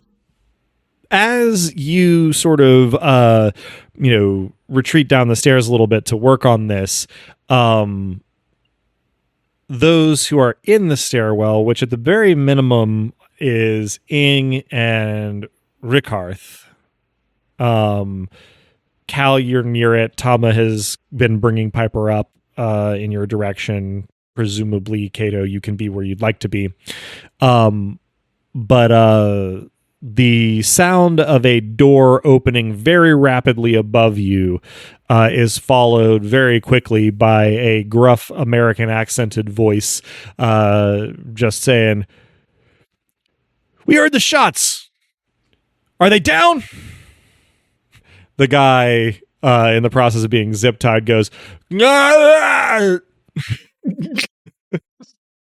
Someone else should answer. I point Yeah. to Ing because he has the Australian accent. Mm-hmm. All right, before you say anything, I want to get a bullshit roll from you, please. That's 2d6 appropriate. That way plus we cool. can see how accurately I mimic. Okay, so I've got 7 on the dice. Finally, a test of the Australian accent. What was the modifier you said? Cool plus 2. Okay, so 9 total. 9 total. All right. Let me do a roll for them. Fortunately for you, they roll with clever here, and they're rent-a-cops. Oh So my! Shots fired. I mean, yes. literally 3 of them. Okay. So, how do you attempt to cover here? Yep, we're all right now. It's a bit dicey for a minute, but we're good. There's a brief pause, and then the same voice comes back and says, "Well, who was it? How many are there? How'd they get in? We're going to send some guys down, but we don't want to leave, well, you can faintly, Ing specifically, because you've got the hardware, can faintly hear the sort of buzzing sound of somebody further down the hallway away from the door where this guy's shouting through, speaking to him and sort of interrupting him, causing him to sort of like, pause and correct himself." Yeah, no, best to keep most of the guys up there. We're just getting things squared away. It's a bit of chaos, but it's all good. The guy upstairs from you in the door pauses for a moment and says, "Right, well, glad you were able to take care of it. We'll get this all under control in just a minute, I'm sure. Hang on for reinforcements. And then the door closes. So you have some time, but you do not have a lot of time. So a couple of things. First, I let folks know that we now have elevator access. Second, I would like to remove elevator access from everyone fucking else. Okay. Then 3, I would like to set up a jammer from this dude's earpiece that I took out of his ear. So, I'm going to rule that one of the things Rickarth has done is taken a wad of cloth that appears to maybe be like a bandana or a handkerchief and stuffed it in the guy in the stairwell's mouth while all of this has been going on as well. Burn, it takes you having the windows or equivalent thereof open that you have up to this point, maybe a minute and a half total to get the access stuff done and to start on the jammer thing. Now, it is going to take a little bit more time to effectively get that up and running, but you're confident you can do it. In the meantime, what's everybody else getting up to?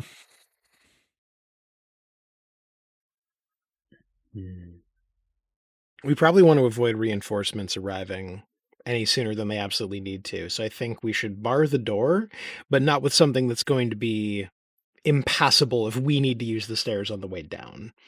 A couple of zip ties would probably do the trick. Mm-hmm. And I'd advise that we take everyone with us. Piper, IT guy, security guy, all are going to cram in the elevator like a clown car. All right. Operation Clownivator. Hilarious. Seems like the way to go.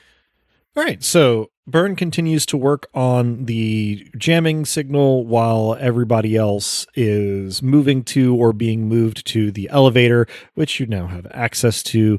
And it is... You have to call it, but it's not all the way at the top. It doesn't move especially fast as it's made for cargo. It does, however, exist in what is essentially a dead end. There's nobody else further down the hallway. There's no way into that end of the hallway other than the way you came from. So you really only have to worry about the stairwell.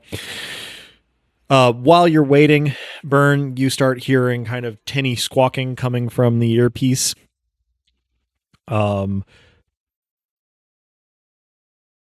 And then I'm going to say about the time that you are all the way in the elevator and the door is closing, you start transmitting from this earpiece the signal to jam the transmissions. You won't have a positive confirmation that it's working because of just the nature of using this one as the source of the jamming. It's definitely not going to receive anything. But you have a decent amount of confidence that it will, work, if not maybe infallibly, depending on the amount of infrastructure between your, transmitter and everybody else's stuff. It'll be annoying through total effective, somewhere in there. Annoying is a good start. Totally effective would be obviously better, but the point here is to impede. Yeah. And you are confident that you have at least done that. So, are we taking the elevator straight up to the 5th? I think so. My vote would be yes. Okay. The high ground, as we know, is an advantage. I have heard that. Well, that's also our destination eventually. Anyway. It is. It's also just where your intelligence suggests that the highest concentration of guys is. So I wanted to be sure before I assumed. So yeah, we haven't gotten this far by being responsible. So I think straight to the 5th. True. You take the elevator up to the 5th floor.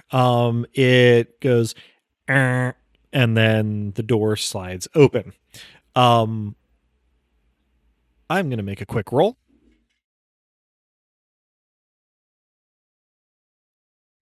All right. Let's see. That's 2, That's 2. Stair dude would be at the front. Okay, good to know. We are That's effectively using meat 2. shields. Mm-hmm. Okay. We're full on terrorists now, folks. I think you'd probably gotten there prior to this. Oh, that's sweet of you to I say. had to but- guess. I'm So, trying not to die on the inside. and the outside, to be fair. Yeah, simultaneously. If we can die in either way, that would be dope. Mm. So, door buzzes, opens up. Kato, you have the angle and the quick stat here to be the one who gets to act when the door opening reveals a guard armed and geared up like the ones that you saw below, sort of like turning to see who's coming up the elevator from about 3 feet away from the door. Yeah, he's going to not stay armed and upright if I can help it. So to Sure, the what are degree you that gonna I can do? get past my fellow clowns in the elevator, I go right for him. Okay. So we're making good use of the rush move today. Roll a melee attack.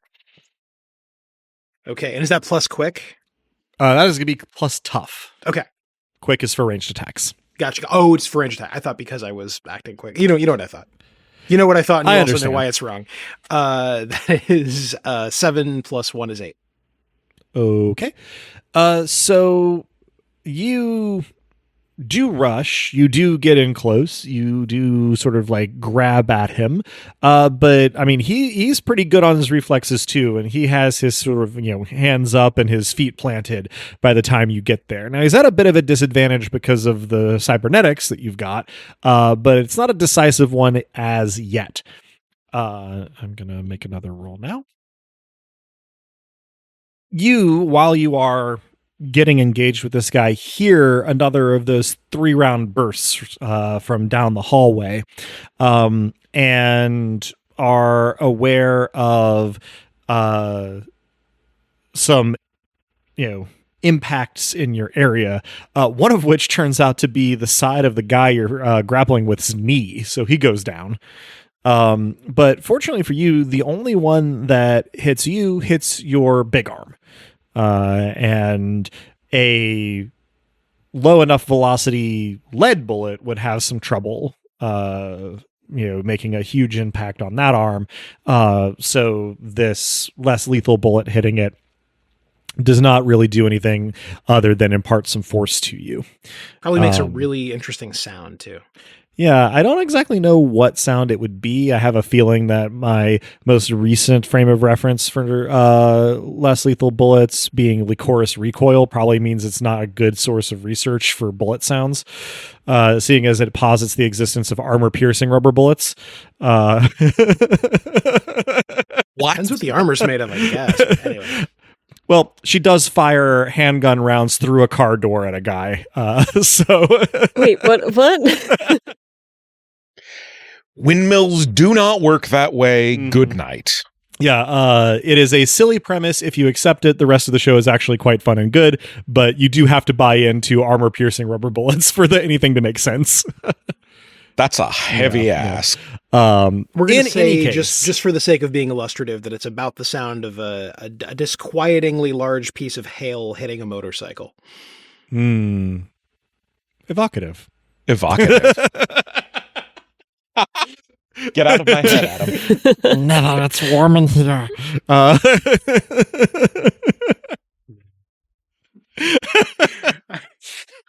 My hands just did this. I actually went, ugh. Yeah, I have entirely diffused any tension that this action scene had in it, but I think it was worth it. yeah, just for me to do like the creepy claw hands. I don't know what that was. And now I have a golemified Adam in my head. Noted. Where it's apparently quite warm. I mean, yes. Body temperature. Brains produce a lot of Mhm. heat. So, You are at the very least aware that somewhere off to your right, down the hallway into which this elevator opened, there is somebody with one of these guns who is willing to shoot at like his coworker, His own people. if they are in the vicinity of an intruder. And he's pretty quick on the uptake.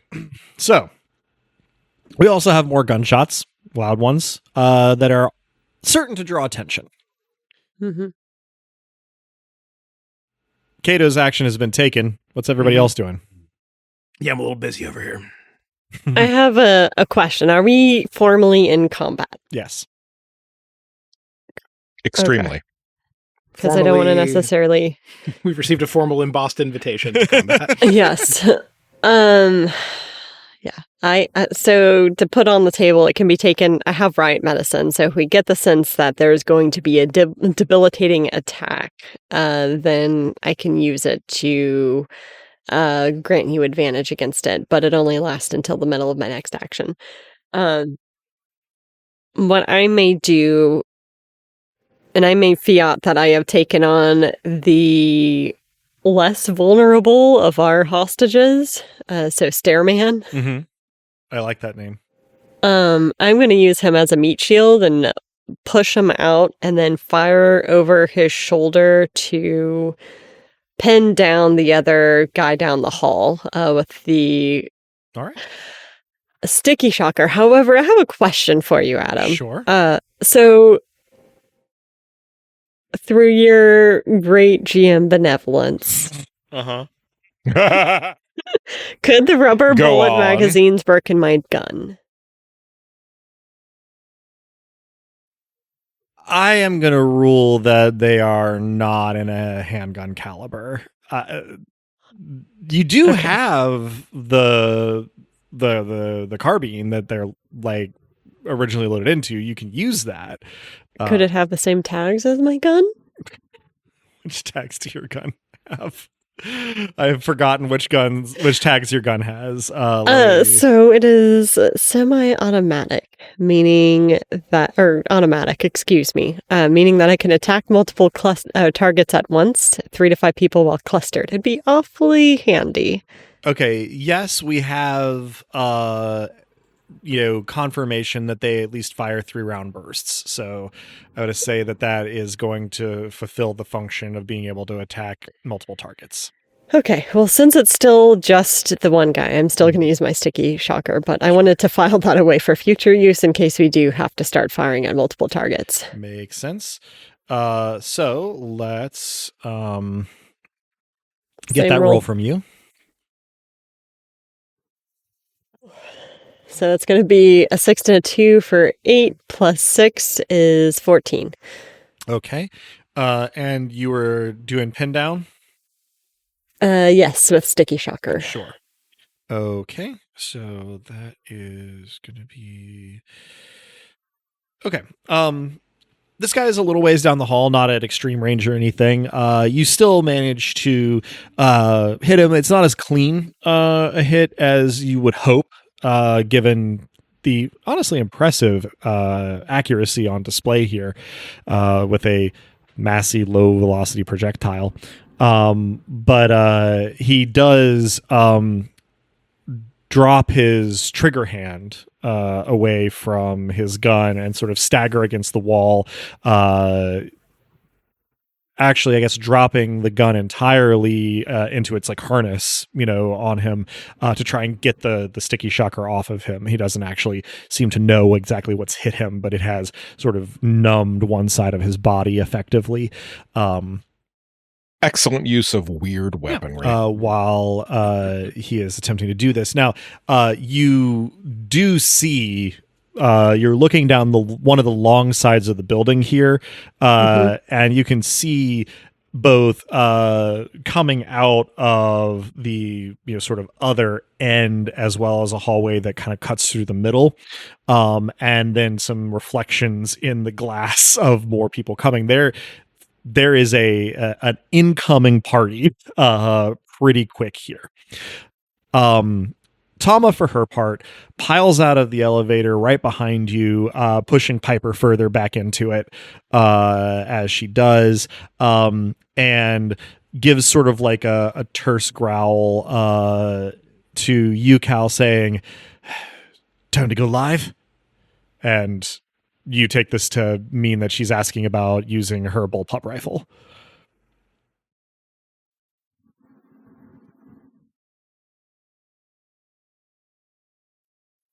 I glance over my shoulder at Ing.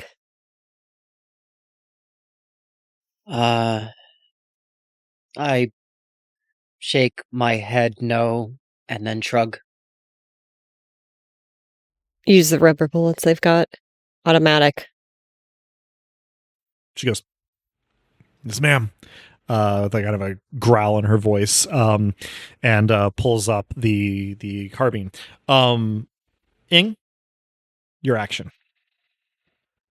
I searching through. I'd like to try distracting the nearest guard using kind of a hail of rubber bullet fire in the right direction. Yeah, so you exit the elevator far enough to have a clear shot and roll your ranged attack to distract. Okay. If successful, this would give advantage against anybody else attacking that target. Mm-hmm. So and you this get a is +1 on that. Ooh, okay. So that is 9 total then. Okay. So you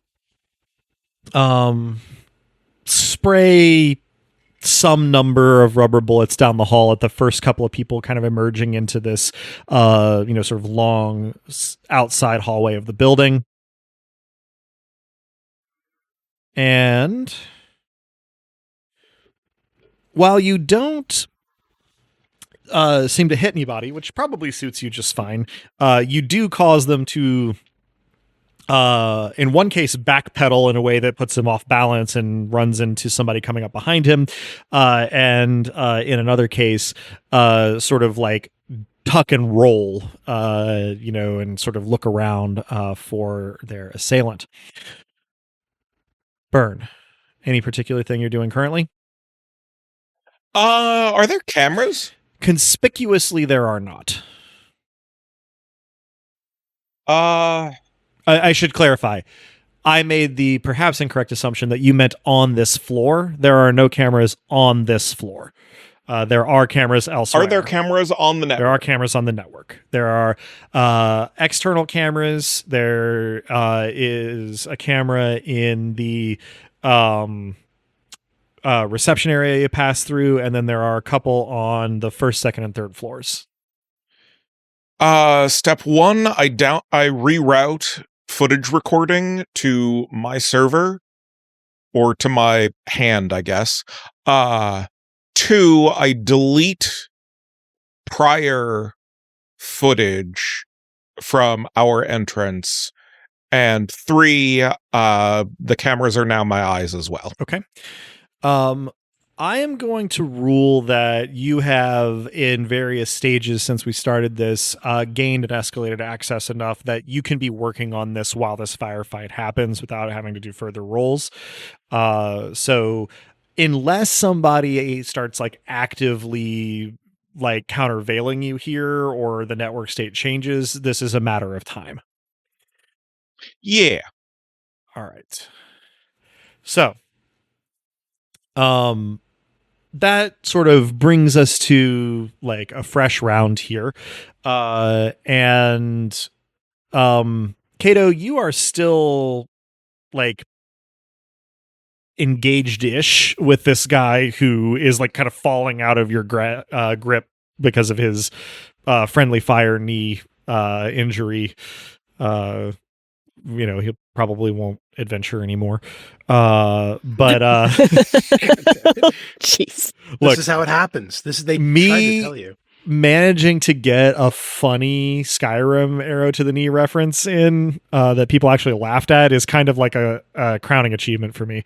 It was fantastic. Yeah, no, it's very good. So he's still like kind of grabbed onto you, but not an extremely immediate threat right now. I mean, if you just left him there, he'd still have his like gun and be able to like pepper you guys with rubber bullets, but currently he can't do that because he's grabbing on you and you're grabbing on him. Can I grab his gun? Make a melee attack for me to see if you can get it from him. That's a 6, including the +1. Okay. Fortunately for you, this is a time of opposed rolls.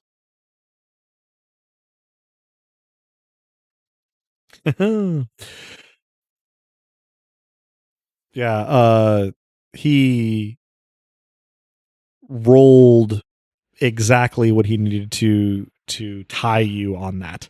So you all in prison. are the two of you are in a tug of war over his gun until next round. Oh yes, oh yes, oh yes, they both. Oh yes, they both. The gun. I have no idea what you're doing. The gun for the gun. There's a reference to the musical Chicago, and it does go on. I have, in fact, seen the film version of that. It's just been a while, and because of the way that it was... Thank you for joining me in that, Robin. Because of the way it was presented there, I was like, is this a part of Trapped in the Closet that I forgot? Like... Suffice to say, he had it coming. So, next up, I'm going to have some Tama. murders that aren't crimes coming up, I think. Please continue. She's doing a sort of fusillade of suppressing fire, rubber bullet suppressing fire down this hallway.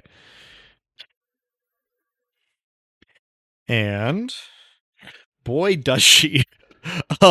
So Tama has some experience with weapons like these. She's not been specific so far, so exactly when and how she gained that experience, but she is precise. She's keeping count of her rounds, and she has a very quick reload, and manages to keep up the rest of the magazine that she was using and most of the next one very quickly in the direction in this kind of confined area down the hall, sowing chaos. So, who's next? Just assuming this is all happening very quickly, I will follow on the questioning look about the going live and just clarify. It's not just my life on the line. You make your own decisions, but if you ask me, no. All right. And Cal, you were saying? Do we have a sense of how many people are down the hallway? It is difficult to get a precise count, but you would estimate that you've seen 9?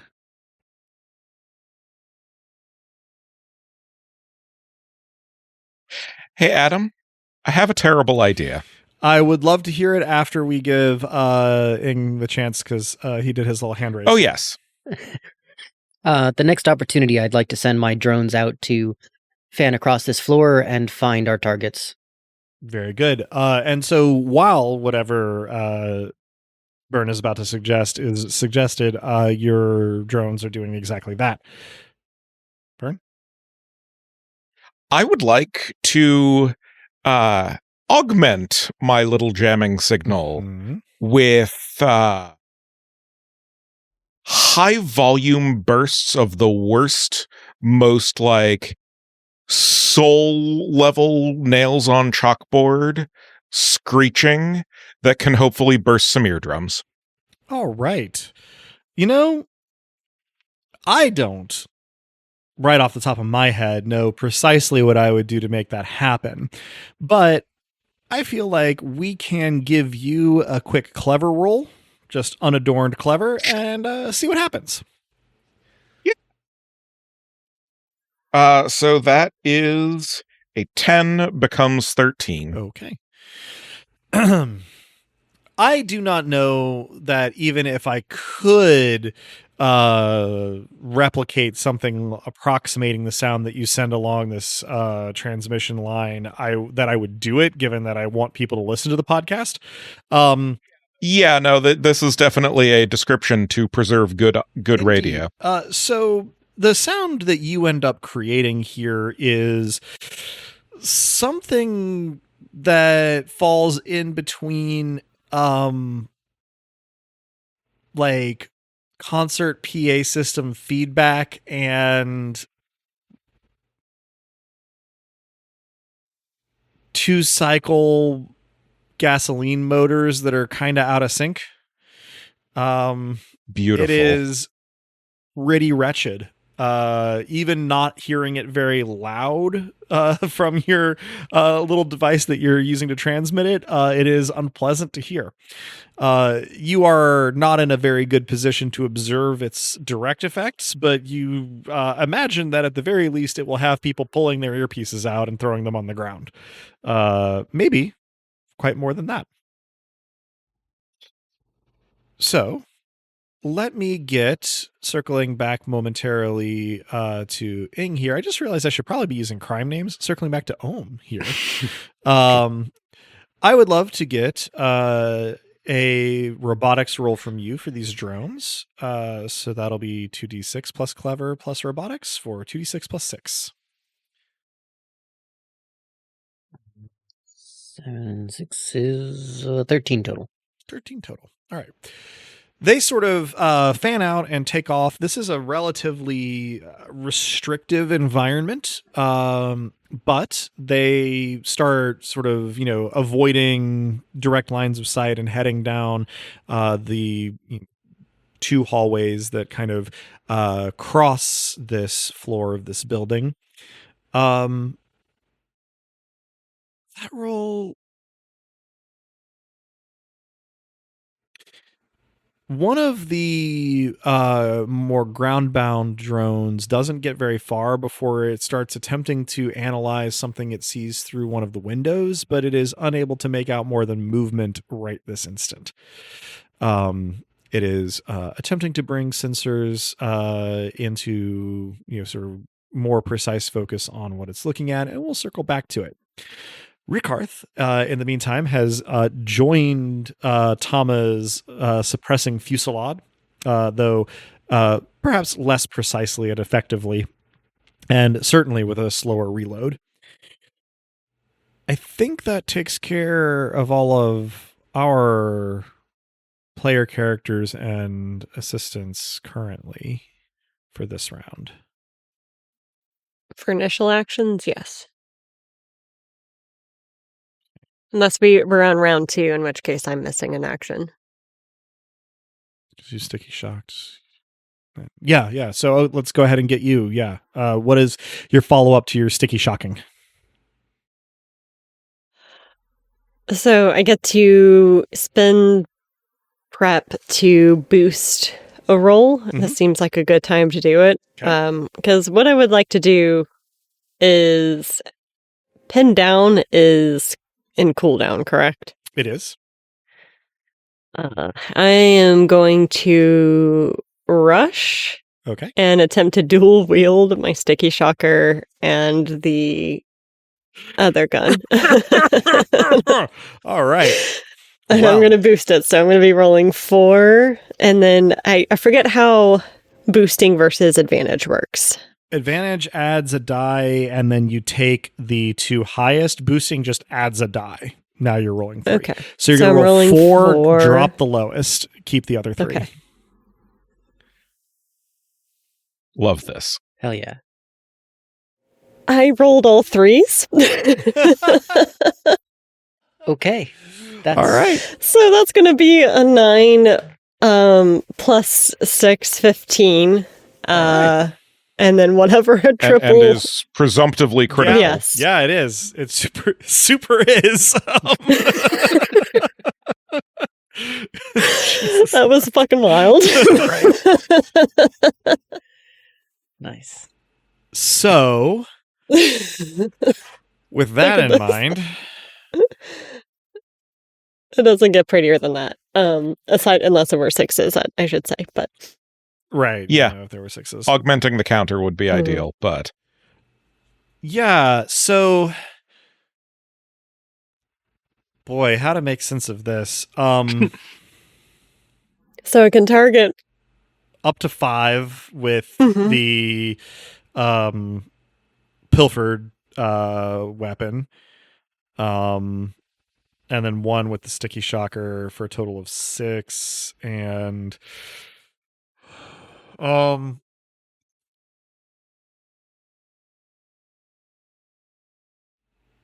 okay.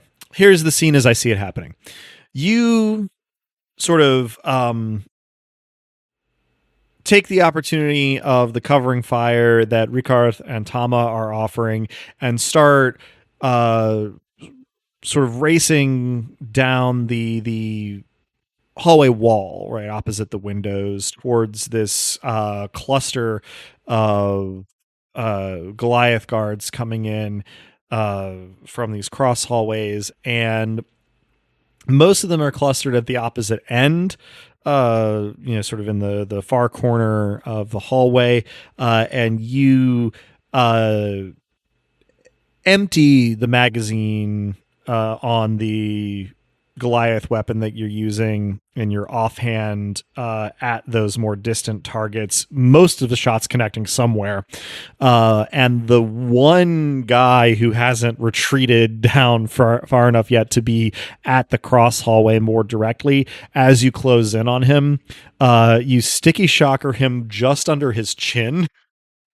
And as he is trying to like claw it off of him, you essentially use the momentum of turning the corner into the hallway to take cover behind, the corner facing the larger cluster further down, sort of hook lariat him onto the floor and down the hallway a little bit, kind of away from you, and in doing so, actually get the first direct look of this whole operation at the cells here. You see that the sort of cross hallway here has two doors on either side, just offset, so they're not exactly facing each other, that look very much like transport ship bulkheads of the kind you would find between like passenger areas and pilot areas, sort of the old style naval wheel latches with mechanical and electronic locks on them, and they have small viewports that can be closed from the outside on the top. If this holds, there are 8 of these cells on this floor, and you won't be able to see until you manage to open the doors, or at least the slots in the doors, who is in which one. Okay, that finishes off round 2. I'm going to do some aggregate rolling here for return fire, because the Goliath forces that Tama got insane rolls on, and then Cal got even more insane rolls on. They're not super organized and disciplined as a fighting force right now.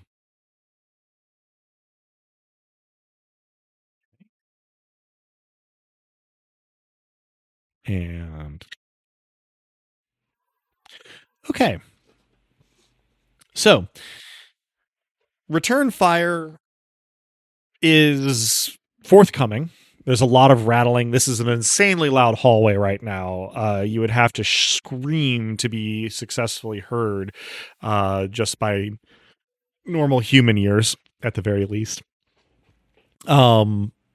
Mostly damage is limited, but Rikarth takes like a full burst, collarbone, pectoral, and sort of like lower abdomen, and you hear him go, but he manages to stay upright, though his stream of fire does abate. And Tama takes a single stray round to the shin, going down to one knee as a result, but continuing to keep up her stream of fire. Ing, you take one of these rubber bullets just above between the eyes, and it rocks your head a little bit, but otherwise does not particularly faze you. It's a stray. It is not a fun spot to be in currently, but you are, as a group, giving worse than you get. So, before the next round can get started, Ing, Ohm, your drone that's looking out the window at motion manages to resolve it into an image of a heavily modified consumer RC drone carrying something that is clearly an explosive device rapidly toward the window that your drone is looking out of. You basically have time to check and see if it's going to be close to any of your friends before the whole drone, without slowing down, rams into this window. And there is like that brief beat where you kind of like, did a bird just? And then a high velocity explosion. If anybody here didn't watch quite as much Mythbusters as me, high velocity explosions are sharp cracks, very loud and very sudden, very forceful, but you're not thinking about like a Hollywood Michael Bay, like gasoline explosion, right? With all the fire and the smoke and whatnot.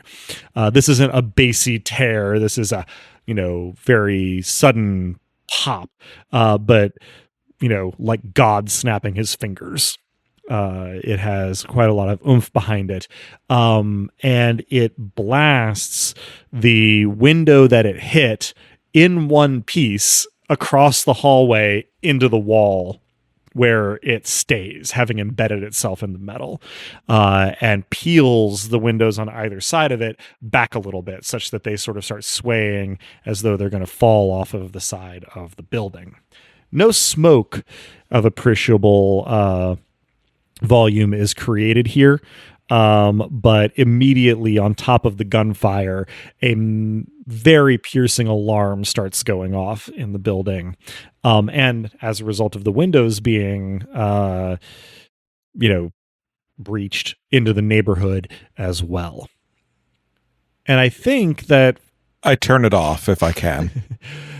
I think that for time's sake, this is going to be where we wrap up this session with about 4 very loud peals of this alarm before a sort of sad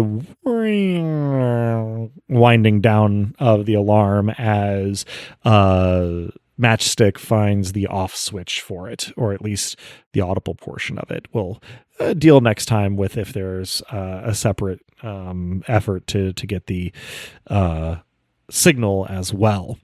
But there is this odd moment of very loud and then oddly quiet as the aftermath of the explosion kind of sets in. And that's where we're going to have to pause until next time, where hopefully we can bring this operation to a successful end. I mean, you guys are doing really well so far. There have been some great rolls, so we'll see.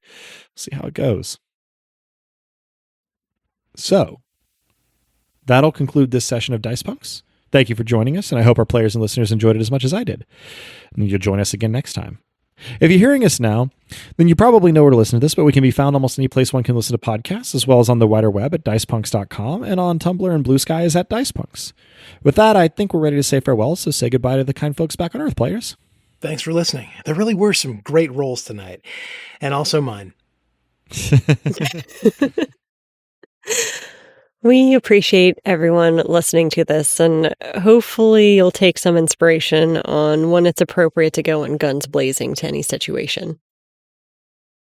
Thanks for listening, folks, and you're welcome for not reproducing the sounds that I caused to be made.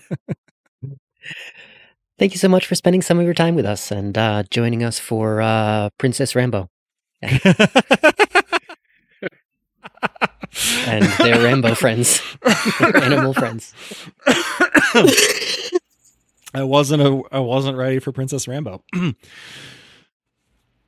Well, I'm glad I went with the tone that I did, because as the poet once said, "Boom, here comes the boom. Haha, how you like me now?"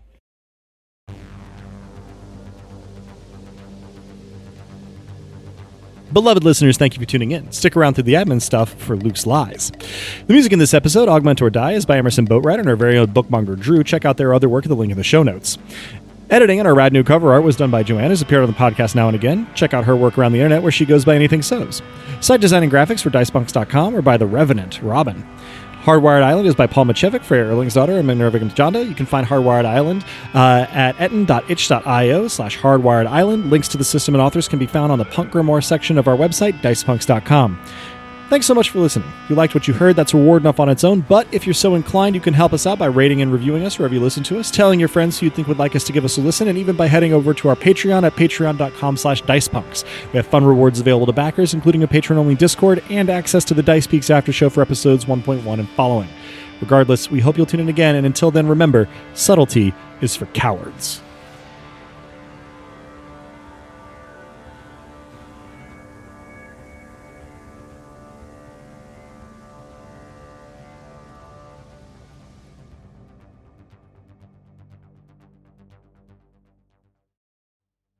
I really dislike physical confrontation.